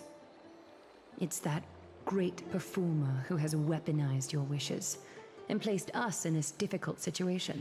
I mean, we have to give it to Anaxa. He played his cards perfectly. A world without death. Do you desire that too? If fate dictates that my path must oppose yours, I will do all I can to resist it and protect what I aspire to achieve. Lord Mighty showed me that without taking the first step, all talk of what follows is moot. Casterus, you changed.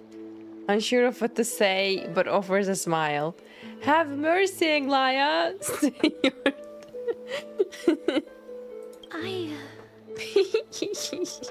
I have always hoped to hear you speak your mind, Cass. And I am glad to have heard your true thoughts. Styxia. I visited that place in the past. Though it is now an island surrounded by the river of Soul's torrents, it's not hard to see its former splendor. Go. I will not stand in your way. As for you, you are someone who has cheated death. I believe you have more than enough reason to make the trip with Castress and meet the god of death himself. We're gonna go with Castress. I too look forward to your journey. I wonder what kinds of new interpretations your completed story will bring to the Flame Chase journey. Thank you, Lady Aglaya. I hate to put a damper on this heartwarming moment, but if Styxia is now an island surrounded by the river of Soul's torrents, then how do we find a way in? Lady Treby is probably... The answer is quite simple. Oh. In the myths, Zagreus once made the domain of the dead their treasure vault. That is to say, they could enter and leave the nether realm as they pleased. Would you look at the Trickery Titan? And if they could do that, then it follows that the demigod who inherited their divinity must be capable of the same. Was it CIPHER? I'll see you at Memorial Palace at Action Hour tomorrow. Yep. CIPHER shall be your guide to finding that ancient city. So CIPHER finally joins the party. Everyone disperses each lost in their own thoughts. Wow, what a day that was.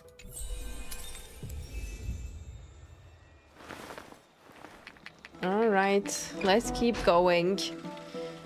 Pathstrider, set sail upon the River of Souls. Head to the private boss chamber and speak with Ma'am. Mimi, ma'am. It's been a while. And? Is the debate finally over? Did you win? The upper hand is ours. We trashed them. We're tied with the Council of Elders. We managed to win ourselves a glorious defeat. What a glorious defeat. You sure know how to look Well, moving on. I was hard at work even while you were at the debate. What were you up to? I borrowed a mountain of books from Cass to see if I could find a way to solve your problem. Let's see. I still have only 32 books to go. Aren't you the sweetest? It's okay, ma'am. We found a way. Ma'am is trying to help in their own way. Isn't that so cute? Hi, Camilla. Thank you. Welcome to stream. Really? Oh, that's fantastic news. I knew it. Hard work always pays off. Especially if you're as diligent as ma'am. I feel like a huge burden has finally been lifted off my shoulders. Why are my eyelids so heavy all of a sudden? Oh, there's nothing more we can do for now. Let's get some rest. She's so revealed that like her sleep is weighing back on her. Oh, you're right. Then I'll go back to... As was their custom, Ma'am, with astonishingly dexterity, slipped back into their secret little hideaway. Good night, ma'am. Good night, Akuma. It is nighttime, right? Nighttime now, right? I guess we will never know. Later, somewhere in Akuma. No.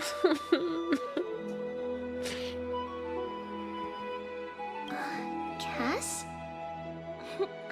What a surprise. Lady Treeby. Is something troubling you? I just wanted to speak to Lady Trian for a bit before I set off. No matter how breathtakingly beautiful Styxia once was, the place is now the domain of the departed. There is no telling what we'll encounter there. Are we going to see Trian? I don't want to have any regrets. Has anyone told you that your eyes are sparkling today? Oh. Is that a figure of speech? What is he trying to say?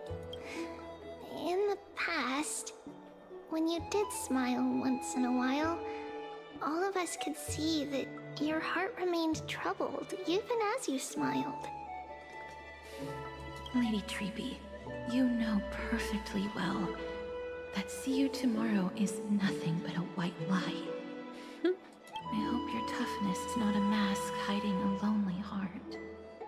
Cass, you hardly ever talked of your past. None of us knows what you went through, apart from Maggie. But we know it must have been filled with pain and hardships, as it is the fate every Chrysosaur is destined to live out. We are just happy for you that the core flame you're meant to inherit has finally surfaced. Isn't it a little too soon to say that? But you already know where tomorrow is, don't you? There is no need to rely on anyone else. Just give it your all and leave no regrets. We have always believed that your embrace is just as warm as everyone else's. Stop this. This is way too cute. Because we embrace others to comfort them. And Cass, you're the kindest Chrysosaur we know. I'm gonna cry. This is so cute. Thank you, Lady Treeby. This feeling... it's hard to put into words. I suddenly found myself with so many wishes. So much I want to accomplish before setting off. Then go do it, Cass. Trian was actually working on a surprise gift for you. Yeah, we know. It's a pity she didn't get to finish it. But now Trinan and I are working on it, and we'll make sure to give it to you. So, let's meet back here when you return from Styxia. Safe travels. See you tomorrow! Wow.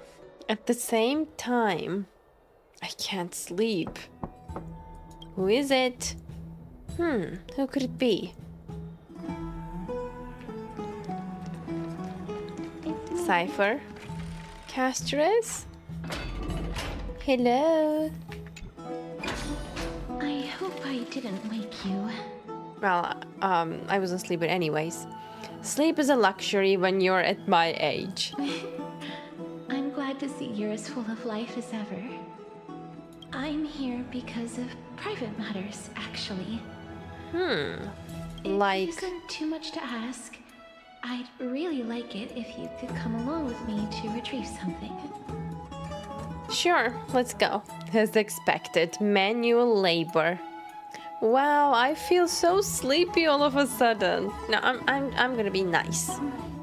Aren't you going to ask me what it is?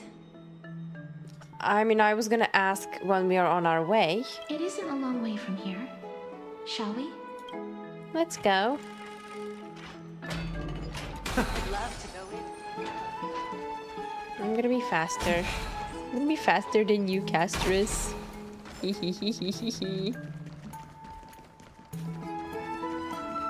Streets are packed. Oh no, I should have slowed down a little bit. Take your ceramic shard engraved with the Jadealy rune. Select the Council of Elders in your heart and pray silently until the shard registers your choice. Then toss it into the Dolium. That doesn't look like a really safe way to vote to me.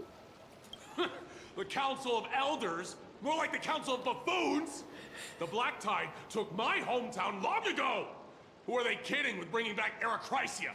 It's all a shame to create their own Arakrysia in Akama! More like the Council of Buffoons. I totally agree with this man. The Titans are just. So long as we do not overstep our bounds again, we will not incur divine wrath. Oh, please.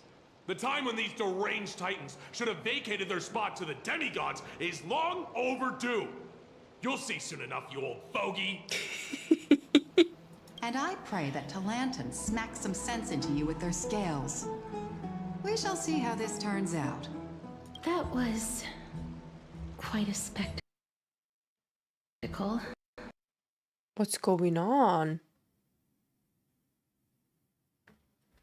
Did the game break?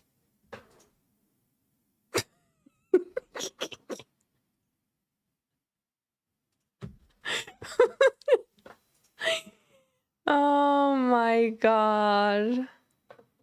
How does that even happen? Okay, let's restart. Oh, the whole cutscene.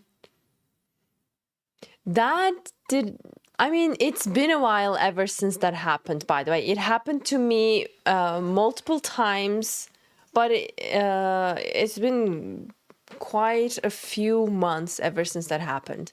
But I'm actually glad that the stream didn't break, only the game. Alright, I'm restarting right now. Let's hope it doesn't happen again.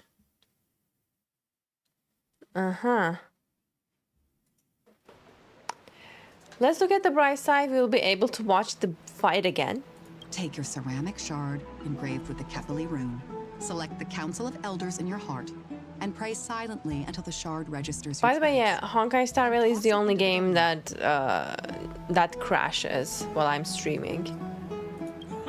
The Council of Elders? More like the Council of Buffoons? Council of Buffoons. My hometown long ago! Who are they? The Titans are just. Oh, please. And I pray that Talanton... That was... quite a spectacle. By the way, I don't know why. That happened to me 2 days ago as well. I'm glad to know I wasn't being hacked. I was just surprised because, again, it's been a while ever since this happened. That's why I thought it was, like, the issue was solved, but apparently not. Just another peaceful day in Akuma. Yeah, watching people squabble is kind of fun. You're interested in that? Well, you'll feel right at home in Akuma then. Jade, maybe kindness didn't like you agreeing with that man. The Council of Buffoons hacked my game. To this day, I still find it almost unreal that Akama is the only place illuminated by light amidst the crumbling ruins of Amphoreus. And its people are even holding votes to reconcile differing opinions. This peaceful sight is making me forget that this is the end times. This is what the Flame Chase journey is all about. Shouldn't you have gotten used to it by now? You look very confused. Is she? Before coming here, I had lived for many years in Idonia, a city of rime and frost. The people there were devotees of Thanatos, and were well known for their unique burial rites and traditions. Oh, I remember her trailer, like they were all about death. Traditions that I played a major role in. Because of the curse on you? Yes. You now know me as the Mortician of Akama. But back in those days, I was Idonia's Maiden of War.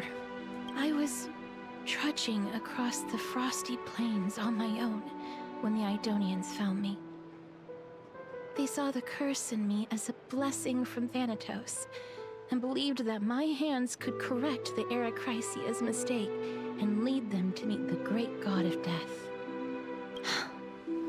They provided me shelter, but in return, I was expected to grant merciful deaths to war captives, prisoners bound for execution, and heroes alike.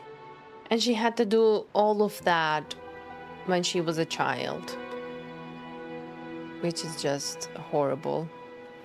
Is that some sort of end-of-life care? Isn't that just an executioner? It's more like end-of-life care, I believe. Is that how you see it too? But no matter how kind or cruel the means, nothing can change the essence of death. I think it makes a difference, like the way of passing. And I believe the way of passing by Castris's hand is such a peaceful and smooth and painless way to go. Like, compare it to any other way of dying, you know? It's like this one is more like falling into sleep, and that's it. Taking away someone's life is never worthy of religious worship. I agree with that. I agree. Abyss of Fate. I can't do it. What's going on? What's the jump? Like, how did we come here? Their voices. They pierce my ears. The bleeding. The thanks. I can hear Titan's voices, but what's going on? I know that feeling, child. I was once as lost as you are now. I thought it was the Council of Elders woman, but it's not. This is someone, Elder Amune. What is going on right now? But you must respect those walking towards death. Just like how you should respect yourself as the Holy Maiden granting humans glory and liberation. Oh, so this is like a moment back in Idonia where she said, I can't do this anymore. What you're asking me to do is no better than the task of an executioner. And yet you want me to respect myself. No matter the titles, I am still taking away human lives. This won't be the first time that Idonia's fanatical nether warriors have faced death. On the contrary, recruits new to the battlefield often run away from their first fight. Death is the mightiest and gravest power in this world. The fact that you can wield it means you are deserving of respect. That's such a twisted reason. Then let me tell you a story. In Idonia, the great swords commonly used by executioners are called Draconian, in memory of Drakon, an elderly executioner. So Drakon used to use great swords while executing people? The sword has 3 air holes along its body. If the sword is swung down swiftly and accurately, the holes would make no sound, and the executed would also depart this world quickly and painlessly. But should the executioner have any hesitation, the holes would produce a piercing whistle. On that cue, the screams of the executed are sure to follow. Oh, that's just bone-chilling. Every executioner after Drakon is to hone their sword skills every day in preparation of future executions. Every swing of their blade must be more resolute than the last, for failing to do so will bring pain. Pain for the dying, as well as pain for themselves. No. I can never get used to this. You misunderstand, child. I am not telling you to get used to it. I'm asking you to consider the source of the dead's suffering and use that knowledge to fortify your future touches with more and more determination. Go, walk with the dead and love them as you love life. Then you'll no longer hear those noises. Please, don't kill me. I don't want to die. A gentle touch? No, I can't do it. I mean, we have to do the gentle touch, I believe. Let's try. Let's try. I don't think we have a choice here, but... This is your duty.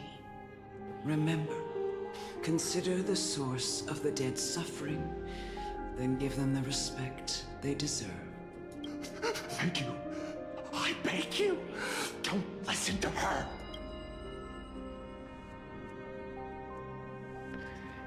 Let's test it out a little bit more. If you cannot learn to accept death, then Idonia has no place for you. This is your last chance. Do it. No, please, I don't want to die. Please, I'm begging you. A gentle touch. No! You gently touch the prisoner's forehead with your finger. His face is pale, his eyes flicker with fear, and his body trembles uncontrollably. Is it because of fear, anger, and hatred, or is your so-called merciful touch of death simply a lie? The dark purple mottles spread like petals across the death row inmate's face, then seemed to be submerged by spring water, flooding his body. His trembling ceased, and the cries that had once begged for mercy slowly turned into a sigh-like whimper as he murmurs to himself. Quickly, everything falls into a dead silence, turning into pitch-black dew that scatters with the wind. You hear your own heartbeat drown out the sound of heavy breathing. Oh, this is intense. May you gain some insights through his sacrifice. I don't think that was necessary, by the way. Like, making her do that was cruel and not a great way of teaching.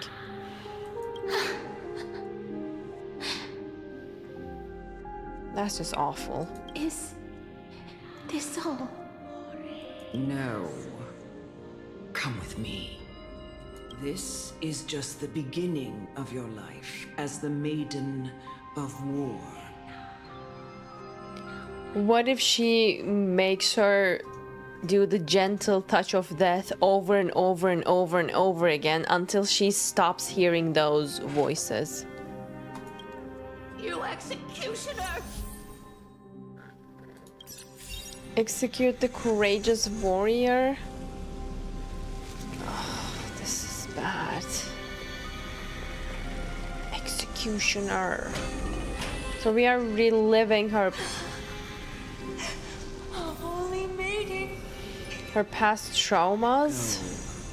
Grant her glorious death. She looks so good though. I know, right? Like she has the aura. Like it's so pretty. Beautiful. Guide me, holy maiden. Bestowed with honor.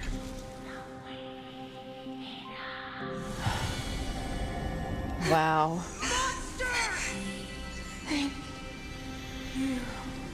I mean, she thanks her, but on the other side, someone calls her monster, executioner. I love the background music here too, by the way. Like, it's so nice. Heard him. Sadistic murderer?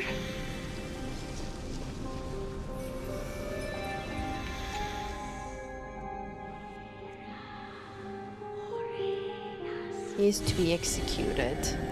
I curse you to live in eternal pain. Oh, shut up. Why? Please. Pain and suffering? Grant me release. Oh my god, this is heavy. What to do?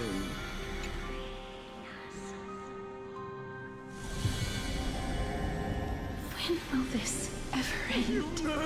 There are kids too, yeah. Like, I think in her trailer I saw her granting death to sick children.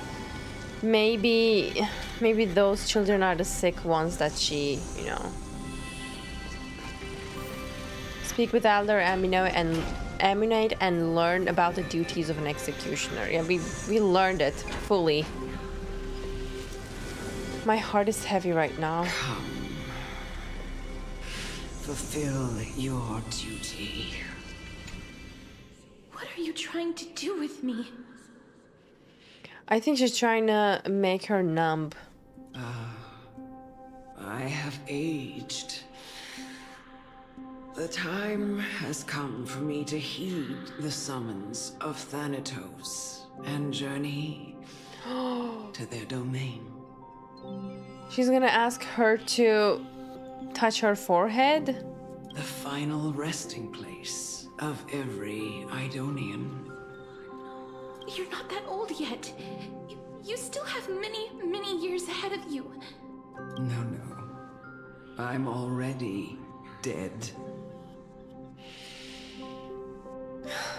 For I have come to fear my declining health and impending death. Castorus, will you give me one last chance to charge towards fear and prove that I am no coward? I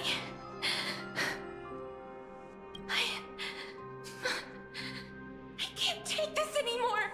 Child, it was I who brought you here from the frosty plains and set your farcical fate in motion. It was also I, Chief Executioner of Idonia, who forced the heavy duty of executing others onto you. I've always known that you have doubts and even anger about my faith and about me. I never had a choice. Indeed. We essentially abducted you. At least she knows and she admits. Yet you can end any sinful life with just a touch of your fingers. Shouldn't it be easy for you to escape from here? Oh, it's like, oh, she's coming to the question like, why didn't you escape?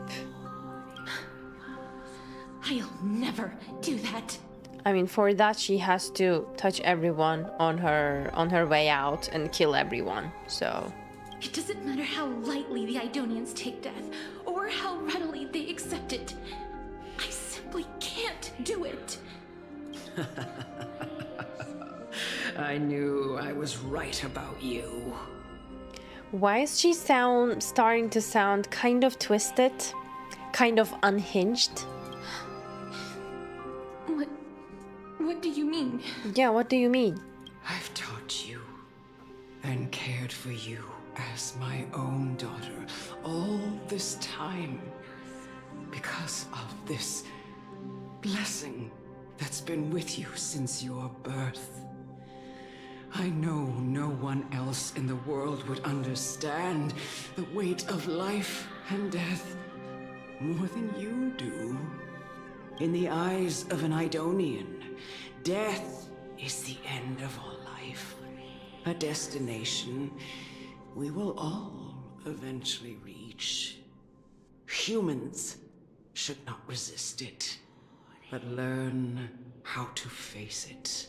You can only live your life to the fullest after understanding this principle. And when you do, even if you eventually leave Idonia's protection, even if you must carry the curse forever, you can live with your head held high, like everyone else. She's starting to scare me. No! How can I? Come now. It's time. I've already taught you all that I know. Show me that you are a fitting holy maiden. Or at least that you possess the resolve to become one. Come now. It's time. I've already taught you all that I know. Defeat Furia Praetor? Are a fitting holy maiden. Or at least that you possess the resolve to become one.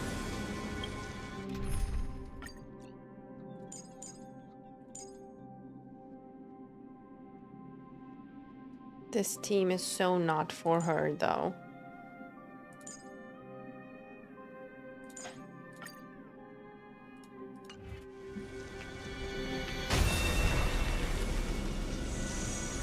Emerge from your cocoon.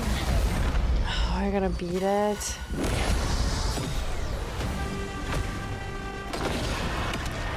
Let's go! Let's go! May death protect us!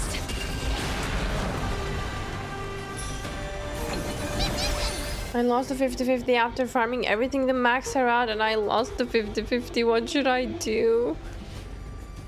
I'm so sorry to hear that. Oh my god.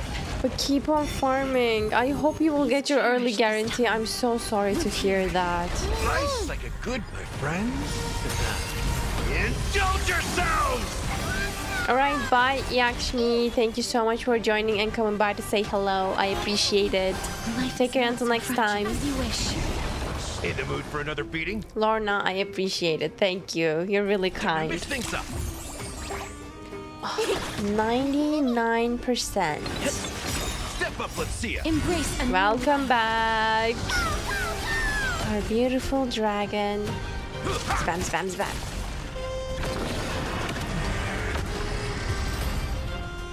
That was nice. Oh. Wait, was the monster that we fought just now? Oh, look, it's her. I mean, the woman. She is perishing. This was the last time I followed her command. I gently touched the elderly woman before me. The executioner, who had seen too much death, died the same way as everyone else. I gasped for air, a wistful look in her eyes, and a barely perceptible tremor in her fingertips. Elder Amunet, the person who tried to teach me about death, ultimately vanished like dew in the morning mist. She spent her life embodying the beliefs of the Idonians, and when death finally came, she embraced it exactly as their doctrine had taught. I have nothing but respect for her. I erected a cenotaph in her honor in the marshes outside Idonia's city walls with the others I had laid to rest. Then, I set out once more in search of Thanatos. It was a long, long journey. I heard so many discussions about death along the way. Life finds meaning in death. The world improves because there is an end. It seems the most terrible darkness in this world. Everyone talks about its heavy weight. Some resist it, some worship it, and some even revere it. How did a disappeared titan become the deepest fear of humankind? And why do they haunt my dreams? I continued my travels to seek an answer. Initially, I was running away. Then, I started searching for it. And now, at the end, I just want to know if my touch, if my embrace, can do more than taking things away. Can I make anything? Can I leave anything behind? I feel so bad for her. Please, I fucking you, just let me go. I don't want to die, please. I don't want mercy like this. Just. Oh, I watched this. I watched this video. I thought this was our trailer. Did I spoil myself by watching this before the quest? By the way, the animation is beautiful. It's like an anime. Oh my god, and I really enjoyed it when I first watched it.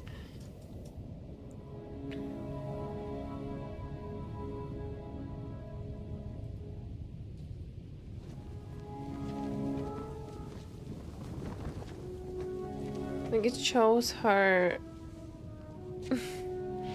it shows her as she was a little kid.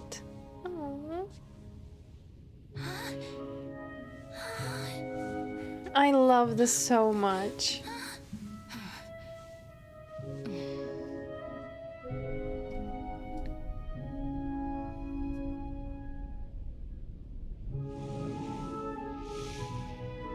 Get it over with.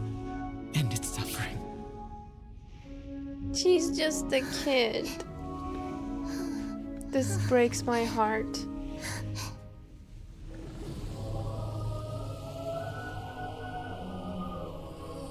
Look at it, how many people. The Reaper has blessed your hands. Only you can grant them peace.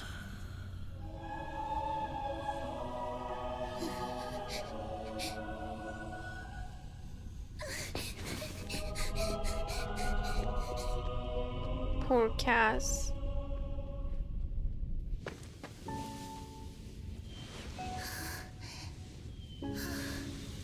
She can't even touch flowers.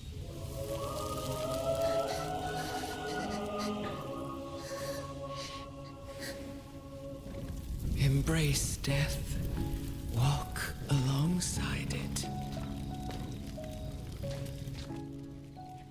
This scene makes me so sad. Oh my god, I have tears in my eyes. Oh, it's the girl from earlier. See, I love this. How cute is this?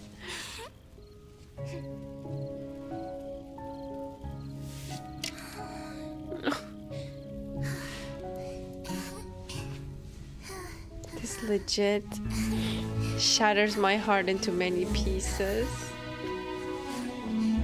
And as we watched this video before, like someone from chat told me, like the mirror is there because she's pretending as if there are, you know, people dancing with her. It's just so okay.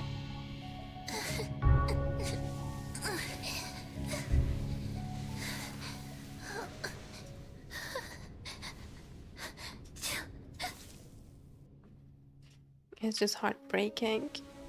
And I just wish I could hug her.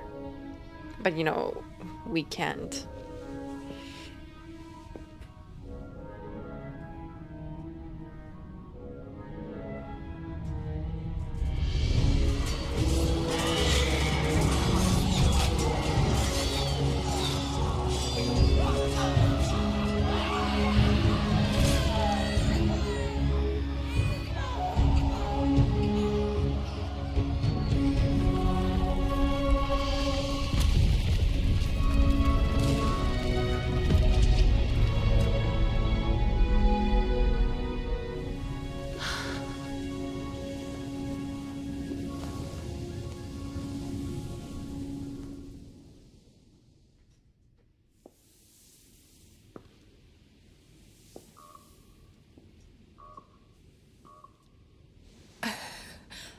Look who you, Look who that is.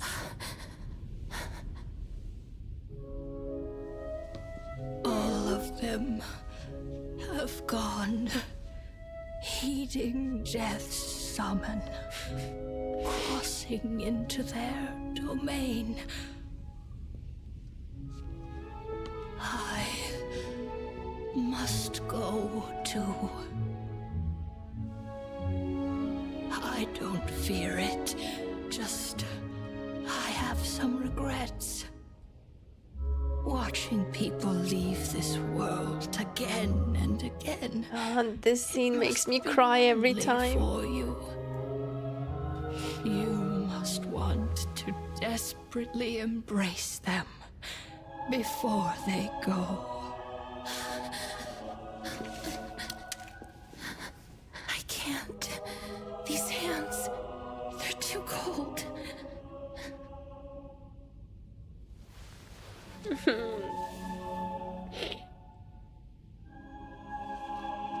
But Big Sister Castoris, your hands are so warm.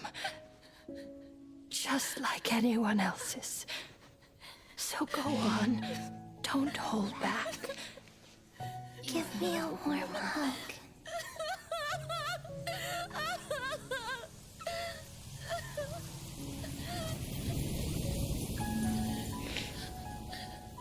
It's okay, they're cutting onions. No, this part.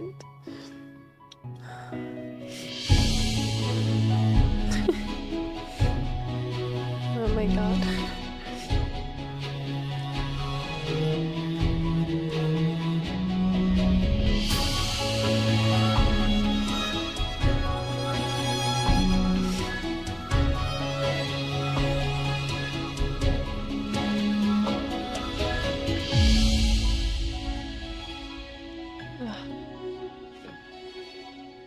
I'm just crying.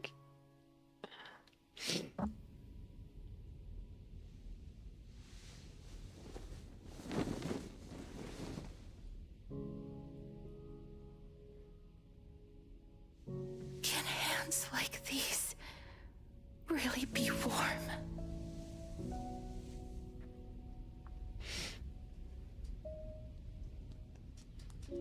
I'm crying and I don't even play this game. Welcome. Welcome to our club.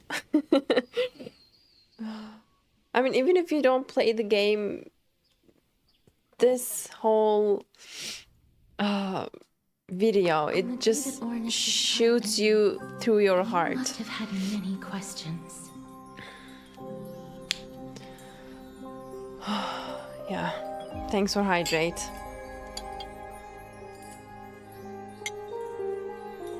On the day that Ornyx's trial ended, you must have had many questions, Jadealy. Like what? I felt just as confused. Why, as someone from beyond the sky, were you so cruelly dragged into Amphoreus' fate? I wished I could take action, but no matter how hard I try, I cannot simply interact with the living as ordinary people do. Even when we brushed against each other unintentionally in the grove. And it was obvious that nothing had happened. When an almost unattainable hope finally welled up in my heart, When I thought that perhaps my touch would no longer bring sorrow. The sad part is we were already dead by then. Oh my god. Fate declared to me, it wasn't that the curse of death had finally been lifted, but that your soul no longer belonged to this world. And there was nothing left for my hands to take. Nothing. And did I really think this time would be any different? It's not that I don't understand this reality, just that I'm unwilling to accept it. Having walked such a long road, I am still unable to find the answer to life and death. I am resigned to eternal despair. Anything I wish to hold on to, death will inevitably wrest from my grasp. From that moment on, I lacked the courage to confirm it again. Until Ornyx laid bare the cruel truth before us. But now, perhaps I might have one last chance. Yep. Long ago, Trinan read a prophecy to me. At the end of the Sea of Flowers, the souls of the living shall warm thy fingertips, and after an embrace, there shall be eternal separation. Wait. The souls of the living shall warm thy fingertips, and after an embrace there shall be eternal separation? What's... What does that supposed to mean? I found no surprise in it, for her words sounded not like a foretelling, but a perfect reflection of my past.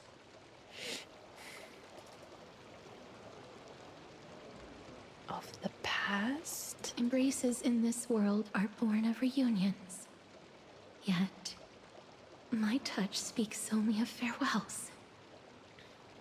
In that moment, I had no doubt that this destiny would weave itself through the entirety of my life.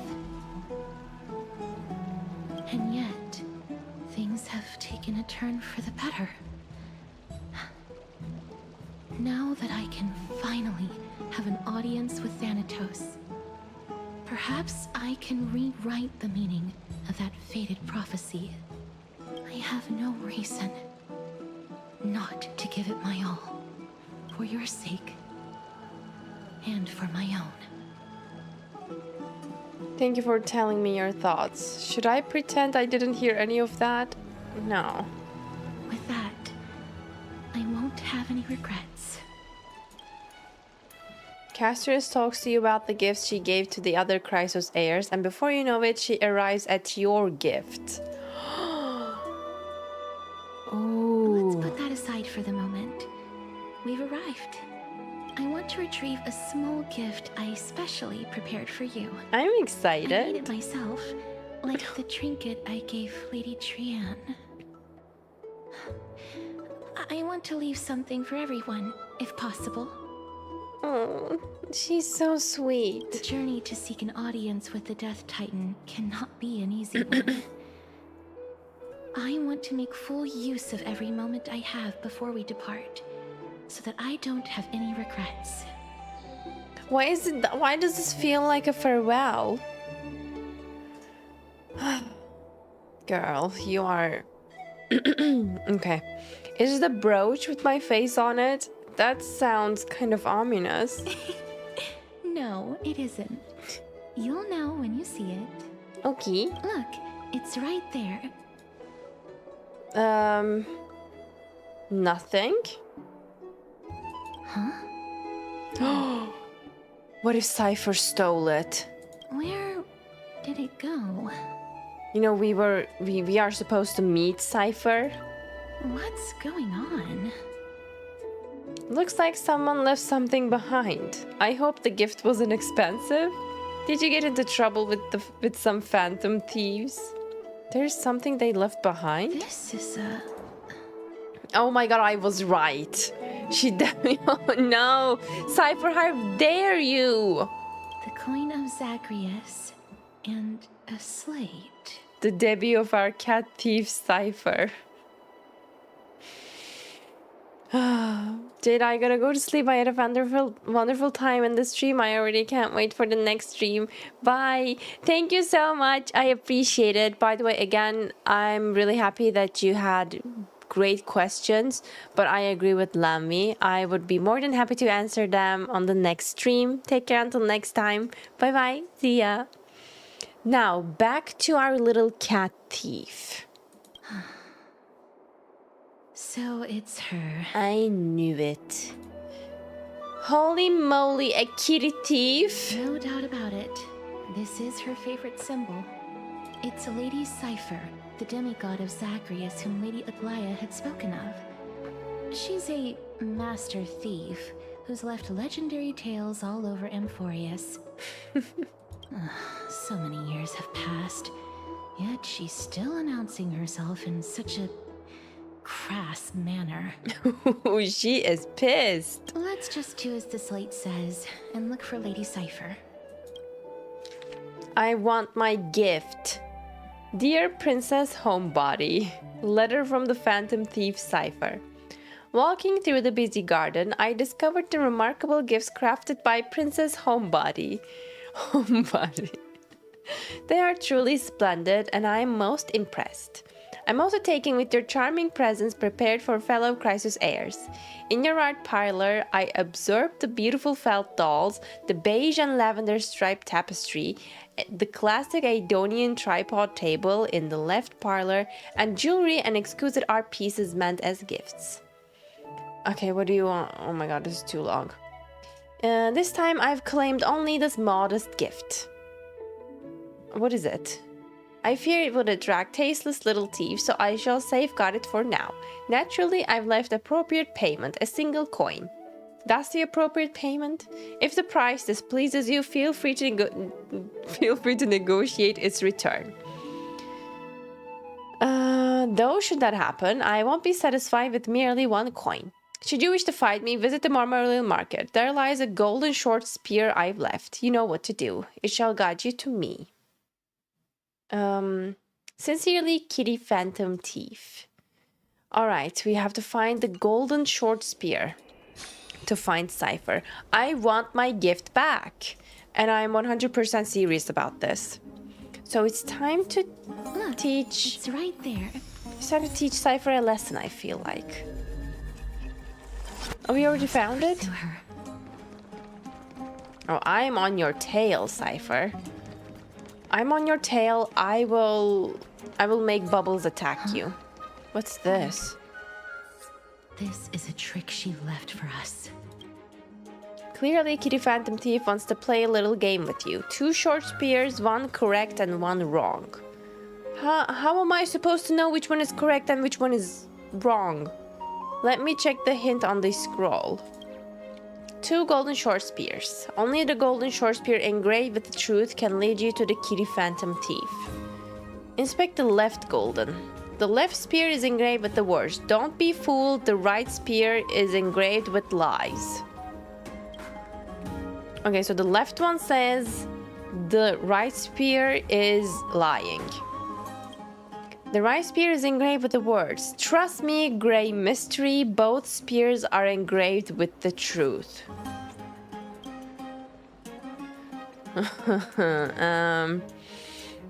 So if this one says we are telling the truth and this one says the right one is lying, so that means none of them is telling the truth, so that means the right one is lying, and so we should follow the left one.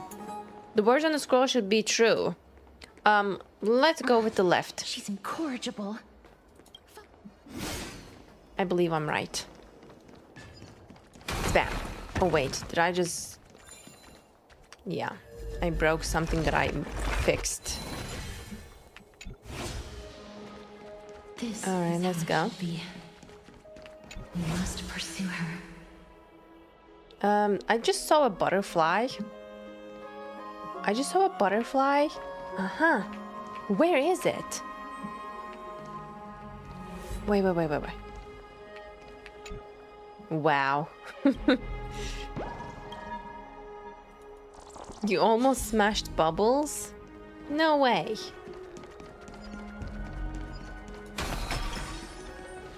Okay, got it. What? Is she with the Dromas? CIPHER? No. CIPHER, if this Dromas truly is her, appears to be quite content. Her gaze filled with 3 parts sincerity, 3 parts approval, 3 parts triumph, and 3 parts haha, gray mystery. You lost if you take this seriously. I see. So a Dromas is a cat. What did you just call me? Hi, CIPHER. That's definitely not. Is that CIPHER? She's looking. Yeah, she's looking very different today. I agree with you, Val. She seems to be saying hello. Seeing you treat the Dromas with such seriousness, all 12 parts of her complex emotions immediately transform into one of admiration. Aww. Lady CIPHER, please come on out. Castris is so tired of her. You're still careless as ever. Shouldn't you keep such a precious gift near your bosom? Since you know it's a gift for someone else, please give it back to me. Stop hiding among the people and letting the wind carry your voice. Now, since I know it's a gift, that just means I need to milk its worth. The children of the wind never stay for long in one place. Unless your offer is tempting enough to steal the wind. What say you? Name your price. I'll give you however much you want. Huh? If you don't want the money, I'd gladly eat off your hands. I mean, we shouldn't pay. She's the thief here. What's wrong?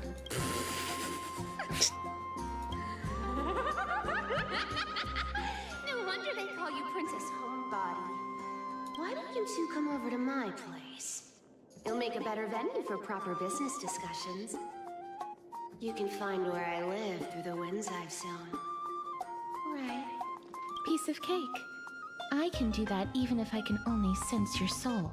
Ooh, tell her, Cass. Alright, I'll see you there. By the way, everyone cool with me collecting a deposit before we reach an agreement, right? Now, come this way. The Dew of Divine Blood in the... What? Where did my Dew of Divine Blood go? No. She's incorrigible. Follow me. Dear Princess Homebody and Grey Mystery, you probably guessed already I had no intention of showing up at the Pack Beast workshop. This means, of course, I had no plans to return the gift there either. This was just a warm-up for our little game of cat and mouse. But surely you realize that the kitty phantom thief never cared about stealing a mere trinket, right? No, what I'm really after is your hearts. Just kidding. I have no interest in your hearts. If Princess Nobody can track my path, then by all means try. I'll be waiting at the end. And rest assured, we'll meet face to face this time. P.S. Grey Mystery, where did you get that Dew of Divine Blood? Don't tell me it's a gift from the seamstress. I'll taste it for you. Girl, I'm pissed. We earned that divine blood with our literal blood, tears, and sweat and effort. What do you mean you'll taste it? It's ours. I'm pissed. I'm pissed. She's testing my patience. How the hell do I go up there? Oh, wait. With this. With this. She's doing the cat thingy. That cat needs a water spray thing. I doubt that would teach her a lesson. Spam. I doubt she's here though. Where is she? Over here! No, not that way. This way! Come on. If I really wanted to hide, you'd know. Oh my god. So relax, you two. No need to get your hackles up. I'm not that scary, am I? Meow. Ah, she's cute. At last, a character that meows has appeared. Ew, what kind of quirk? I mean, I don't want to say ew, but I also don't care much about the meows, so... Whoa, that upset? Calm down. I'm just putting on a show with the meowing. Some people might have been into that a millennium ago, but it's long since gone out of style. Yeah, right. I agree. But she's really cute. The cat choker and the cat ears. Yeah, okay. Cute. Loosen up, buddy. Shall we get down to business? Sure. Give me back my stuff. Give me the jewelry piece first, or everything's off the table. And my dew of divine blood. Oh, come now. Don't be so upset. Relax. Relax. I love stern Cass. Like, she's not having any of it. She's like, give back the jewelry piece or else. Like, everything is off the table. I like how she's so protective of the gift that she made for us. It's really adorable. Look, isn't the view here just great? You can see what everyone is doing and where they're going, and they won't even know you're here. I mean, yeah, it's kind of fun. Like, I like to observe people too, especially like when you walk into a cafe or something. I always try to sit by the window so I can watch people when I'm drinking my coffee or whatever. Like, it's really fun to do because, again, like she says, they don't know that you're there. They don't know that you are looking at them. They don't know that you're all up in their business. But it's really fun to watch people because I always think like, what are they doing? Where are they going? What are they, carrying? Like the type of maybe shopping bag or what are they wearing? It's so fun. It's so fun to do. Anyways, I get you, Cypher. Now that we've broken the ice. But give me back my stuff. Everything I've said so far has been a joke. I'm inviting you two here for 3 things. I'm not stalking anybody, guys. You're so dramatic. Oh my god, you don't know the fun of it. 1. The seamstress found me and wants me to take you to Styxia to look for the Death Titan. Yeah, so what about stealing our stuff? 2. The Council of Elders also found me and wants me to make sure the core flame of Thanatos ends up in their hands. Look at you, having your finger in both pies. And last but not least, I'm telling you that I'm not interested in doing either of those things. Well, you're gonna take us to Styxia. We need to go to Styxia. Don't go look for the Death Titan. The end. Why? Some time ago.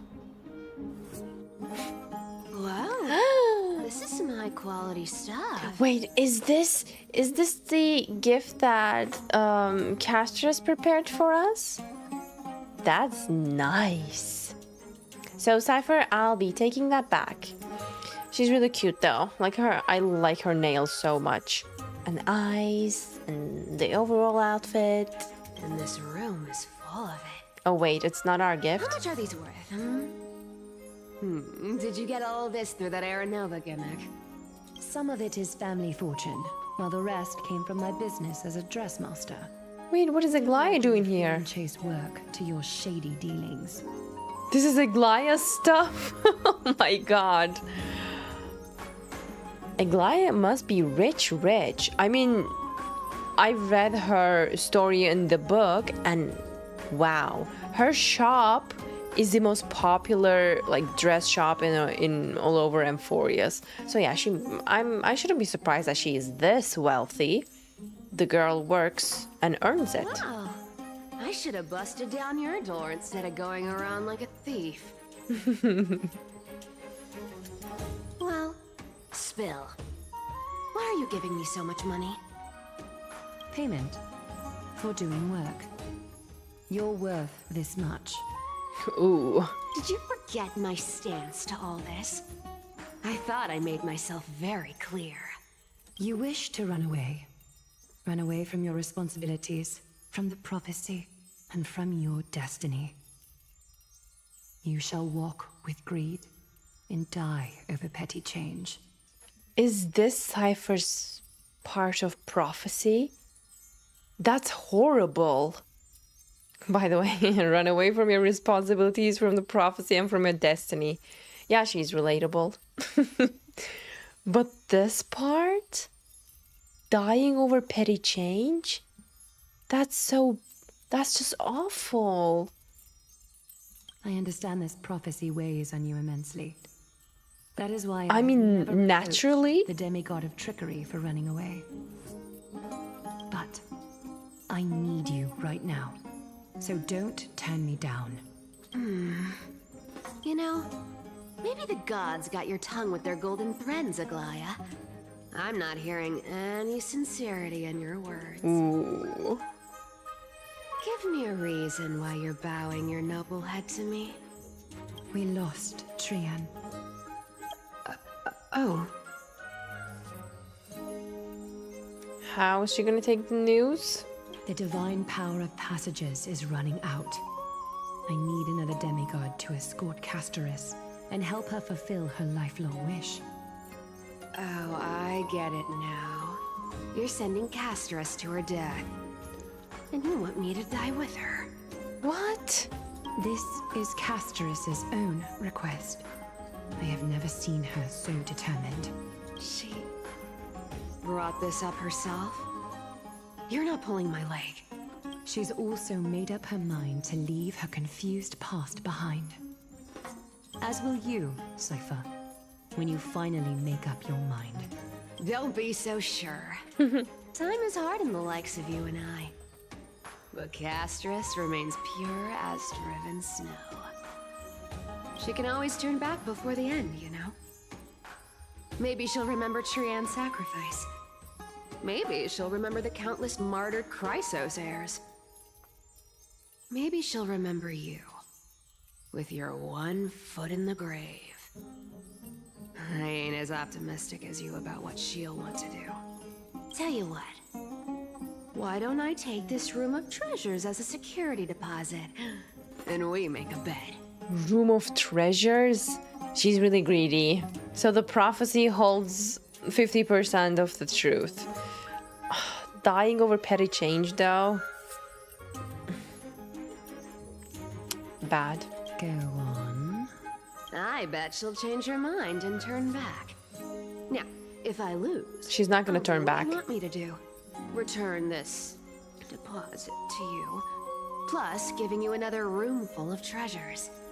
How does that sound?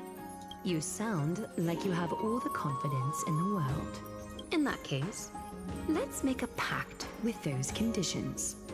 I hope you're prepared to lose it all.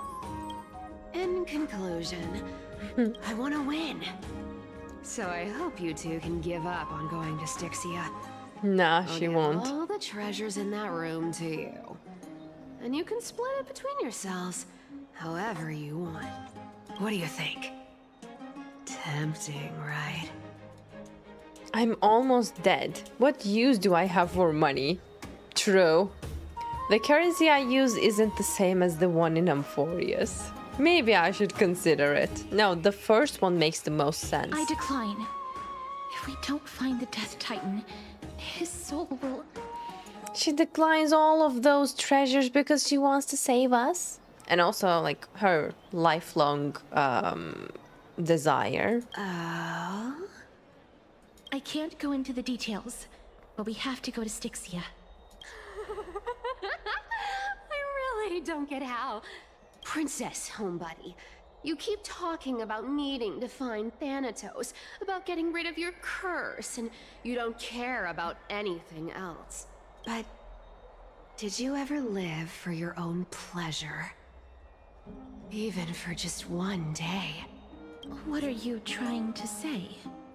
I'm saying, contrary to your beliefs, Aglaya didn't take you in just so you can die for her Aranova. The flame chase journey walks hand in hand with sacrifices.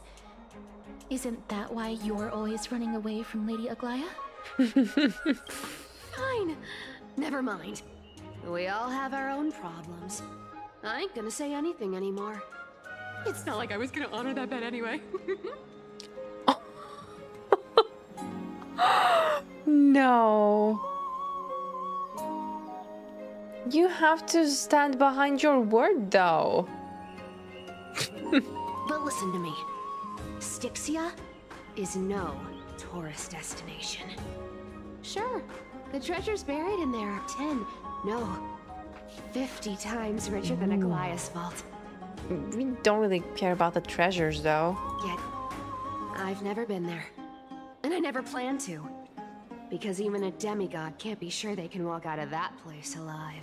And now I'm supposed to escort you to Styxia. Sure. Pay up. I'll give you however much you want. Aglaya has already paid for me. It's ripping people off the authority of Zagreus' demigod. 2 or 3, I'm thinking. I mean, Aglaya already gave her a room of treasure. Like, what do you want? What more do you want? Her payment was in gold and precious stones, which only covers the living passenger. You need to pay me as a member of the dead. And how do we do that? I don't like this. However, I have lived a longer life than most people. Though I'm not as good at doing business as Lady Aglaya, I still have some savings. Oh. I can give them all to you. She's so precious. Literally as pure as snow. Then how are you going to live the rest of your life? She's so cute. Like, so naive. Then I'll give you 90. No, 80%. Well, don't mind if I do. 80% of Castrus's savings and a bottle of dew of divine blood. Give it back to me, it's mine. Don't forget to give Castrus's jewelry back. I'll show you who's boss once I recover with full HP. Okay. I didn't know you hold grudges. Gray mystery. Oh, I do. I do hold grudges. Well, you'll find out. Here! Catch. Be careful with that. That's such a beautiful ring. A minor change in plans, though. Don't go to the bath tomorrow. Come look for me at Akama's city gates instead. So, why are you changing the meeting place? Oh, nothing really. Just a bit scared of the seamstress's frosty face. I wouldn't stay a second longer in Akama if it were up to me. Well, now that we've struck a deal, why don't I give you guys a lift back? How is she gonna do that? It's gonna be a long ride. So have a good rest. What happened? Next day? After the quest, you can claim the ring? Really? In our room? Oh my god, thank you for telling me, Kyra. I'll definitely do that. Ooh, nice. I would love to eat some.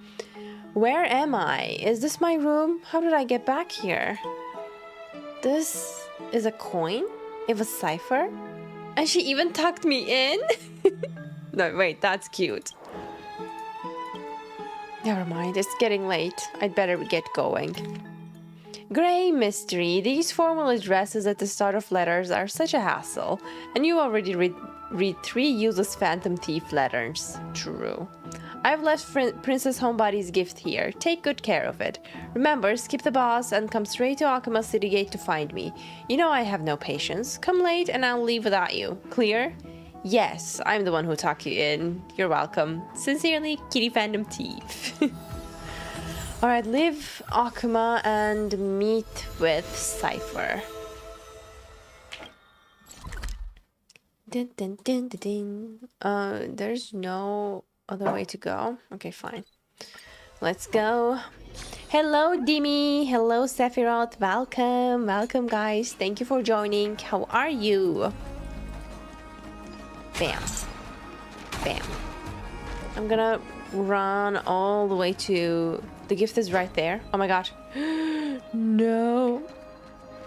I didn't see the gift. Where is she? Uh-huh. Bright and sunny. Just the weather for farewells. You're here? Sure. Really? Just the three of us? I'll go give Aglaya a heads up. Totally. The trio team is the best set up to reach the finals. No need, I already told her. She's fine with it. Okay. You sure know how to put me in a spot, Casterus. I need to travel with you, but I can't touch you. What a bother. Sorry. Aw, I was just teasing. Don't take it to heart. I mean, that's her... That's where she hurts the most. You know, that's kind of cruel. Wait, are we at 60% of the quest? I'm actually impressed. I thought we were at like 50%, maybe. 60%. Did you know that the legends say you have to put an obol into the mouth of the dead or over their eyes if you want them to successfully cross the River of Souls and enter the Netherrealm? That's the fairy fare for entering the Netherrealm. However, I honestly won't ask you to pay this time. I'll pay. And then we'll just have to go through the motions. Oh. Okay. You sure are helpful when it doesn't cost you anything. We already paid you so much. Just how much have you swindled Casterus of? Hey, that was a different purchase. Look, I'm just trying to make this journey feel more special. All right. She keeps ripping us off. It's time to get the gods' powers going. A fleet-footed trip to the Netherrealm. Here we come. Oh, one last thing before we go. I gotta give you this piece of advice, especially to you, Princess Homebody. You can't catch the wind by waiting. You only live once. YOLO, she said. Make the most of every moment you have. Oh. Get ready. Be steady. Oh. Hi. That was fast. Don't be nervous. After all, it'll be gone in the blink of an eye. She's literally carrying us to the other side. All done. Bye-bye. Where's Casterus? Oh. She's like, oh. Feeling all right? Oh, I swear she was speeding. Where am I? Are we still in Amphoreus? She's the demigod of trickery. When she flips the coin of whimsy into the air, she gains incredible speed that lets her travel anywhere in an instant. That's a really cool ability. Just like how she clearly had no intention of lingering here for even a second longer. We can only depend on ourselves for the rest of the way. That was it for CIPHER? I thought she was gonna be here with us. Okay, anyways. Don't worry. Mem's here to help. I'm so, so happy to see you, Mem. Mem, did you pay your fare? Can you teleport too? Being cute isn't my only forte. I'm strong too. This is She knows she's cute. The city of dragons and waves. Anaxa hypothesizes that the missing Thanatos is somewhere in these ruins. This is the place from the story. Oh my god, it is the place from the story. It's really pretty. Yeah, I agree with you. Wait, she doesn't speak Mem anymore? She doesn't. She can speak now. Mammy Mem is gone. I kind of miss Mammy Mem, not gonna lie. This is the land of their birth. or perhaps of their death. Are there any other clues? How will we find them? I know this one. They returned whence they came. How will we find them? Had used a secret alchemical art to temporarily fuse his soul with Circe's and Jadealy. And when he was on the verge of death, he was pulled by Thanatos and caught a glimpse of the flowing river of souls. So that's how he ended up in the nether realm. This alchemy, considered a sacrilegious act, might actually make the souls of mortals and titans attract each other. Even though Thanatos has been missing for 1,000 years, and even their followers haven't been able to find them. Perhaps that special attraction could summon them here. Oh, so are we going to use that Philosopher's Stone to conjure the Titan? The way she whipped out the book. I guess that's the only way. The only leads we have now are the name of this city and the fairy tale about the dragon. Thanatos is even more mysterious than I am. Indeed. Even one as erudite as Anaxa could only point us to this place, and no further. We will be entering the unknown as soon as we take our first steps. But that won't be the first time in my long journeys. I believe that, rather than standing still, taking action is by far the better option. Perhaps fate might take pity on us today and show some compassion. Bye, 14. Thank you for joining. Take care until next time. See you tomorrow. Go back whence you came. Go back. Who is that? Ahead lies the realm of the dead. Is that Pelixia's voice? Collect. What's this? What we know about death? Hello? Can I read that? How do we find that? What we know about death? Where is it? Oh, come on. Should be here. No? Sad. Is Fairy Wing still with you? Of course. Of course she's still with me. Where's the... Is it in the phone section? See? Fairy Wing's still here. Is it in the bookshelf? What we know about death. Not here? Oh, I just want to read it. It's really intriguing. Filter. Collect. All collected. Let's see. Should be here. No, what we know about death, finally. A response letter from Emine to the Queen of Styxia with little context or confirmed date of writing. To Her Majesty, Queen of Styxia, what we know about death. Your Majesty, Queen of Styxia. Your Majesty, I've received your letter from a few days ago. Truly, as you have stated, the immortal Golden Age has become a thing of the past since the birth of Thanatos on Amphoreus. I believe that we shall never return to that era again. Wait, I should put myself to the left. Oopsies. Great. So, I wonder who is Queen of Styxia. So the old woman that trained Casterus, so it's Amulet, if you don't remember. So it's the one who wrote this letter. Where were we? I'm aware that the faith in death held by Idonians is viewed with trepidation by other city-states.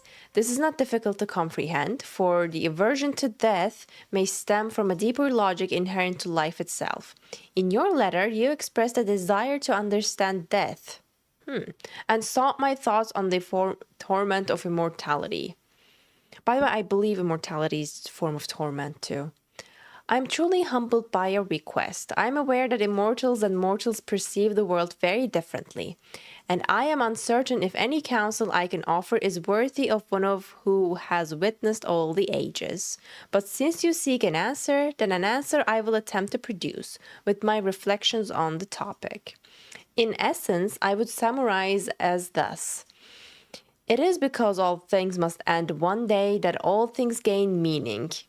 It's really similar to what Nias has said. And therein lies the meaning of life. This is why we devote ourselves to death and revere it. It is a simple yet complicated concept. If this intrigues you, then please allow me to elaborate further. In Idonia, we offer blessings to our children every year, congratulating them for taking another step toward death.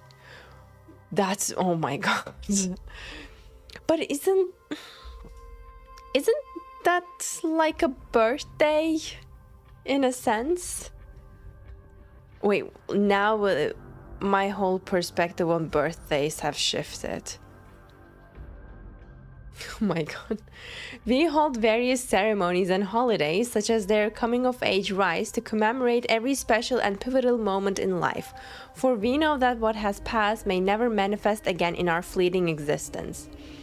We make heartfelt farewells to our loved ones at departure, wish for one more tomorrow with each other at the end of the day, and whisper goodnight before we are taken by our nightly dreaming.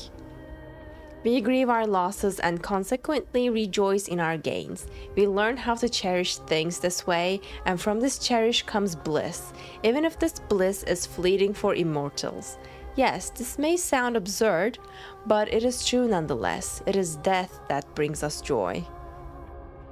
But for you and all immortals who lived through the Golden Age, there is a world of difference. For instance, I heard that in Styxia there are never solemn ceremonies or holidays, or even anything that could be described as reverent, elegiac, or commemorative, because such things are unnecessary. In the long lifespan of immortality, nothing is of great import, and thus nothing is worth commemorating. To immortals, all actions and thoughts are but echoes from a distant past, destined to reverberate into the future eternal. It's kind of sad, actually. As the saying goes, there is nothing new under the sun. All novelty springs from forgetfulness. I believe that. For the immortals who have experienced everything and must continue to experience everything, all things are but dull and tasteless relics. If there are things to be considered entertaining by the immortals, they are surely beyond the understanding of us mortals bound by death. I believe by now the answer is made clear. To escape the torment of immortality, you mentioned in your letter, the answer I offer is death. I mean, clearly. From the moment Thanatos first walked the lands of Amphoreus, philosophers have argued that immortality is but a curse, and that extending life, in essence, is but repeating the mundane. In fact, those who have held such views may have been the founders of Idonia itself. Under the threat of death, we weigh every choice carefully, for each choice implies something irreversible and irrevocable. Some philosophers once suggested that our lives exist in a state of eternal cycle, meaning every choice you make is infinitely magnified in this eternal cycle, and even the smallest deviation can alter your life therein. I imagine it to be difficult for an immortal to empathize. Oh my god, I cannot read. To empathize with the unbearable way implied. Yeah, if for immortals, it's just doesn't make any difference because it's not going to change in their never-ending life. We know that the moments we experience are not eternal, nor can they even be considered segments of eternity. They are but fleeting illusions. Every action in this delicate life can be our last, and every face will blur and fade like those seen once upon a dream. Therefore, Your Majesty, if you ask me my understanding of death, then permit me to define it with my understanding of life, for they are one and the same. Oh my God, I love this letter so much. And in this journey of life, death is not our final destination, rather a piece of luggage we must carry. If confusion still troubles you, please do not fret. I am expecting a visit to Styxia in the near future. Then I will tell you all that I know. Finally, allow me to conclude with an Idonian blessing. May the shadow of Thanatos shroud us so we may learn the splendor of light. Wow. I mean, she gained my respect with her perspective to life and death. Like, it's really something to think about. Wow. Great letter. And yeah, great lore. I'm glad that I read it. Here we go. You said we can stop at this gate? Oh my God. What a beautiful butterfly. Is it talking to us? Anyways, after the scene, we can stop maybe. What a beautiful butterfly. Wait, is this the butterfly that said, no, don't come any closer? This is a eulogistic butterfly. What does that mean? They are found in places where many have met their demise. So they're in places that has been a lot of deaths. In Idonia, some think of them as manifestations of Thanatos' benevolence. By turning the lingering obsessions of the deceased into these creatures, it is as if the Titan has made life into a specimen. Others think of them as Thanatos' messengers that guide the departed to the nether realm. The second theory sounds more believable. After all, the things they're saying are rather, direct. Perhaps. But the fact that we're able to hear their whispers proves that we're fast approaching the realm of the dead. Oh. Oopsies. Anyways, I think this is a good place to stop for today too. On the next stream, hopefully I will be finishing the 3.2 mission of Amphoreus. Look at Bubbles sleeping. Oh, that's so cute. Anyways, thank you all for today. Thank you all for joining today. I enjoyed it so much. I'm loving the story so far, and I'm really excited to finish it all together. Thank you for hanging out with me, and now I'm gonna go, and I will see you all tomorrow on Genshin livestream watch party. If you're interested, don't forget to join Discord or my Instagram broadcast channel so you can get notifications when I go live. Now I'm gonna go. Good night, guys. Sweet dreams, or I wish you a good rest of your day if it's not nighttime for you. Anyways, take care until next time. Bye.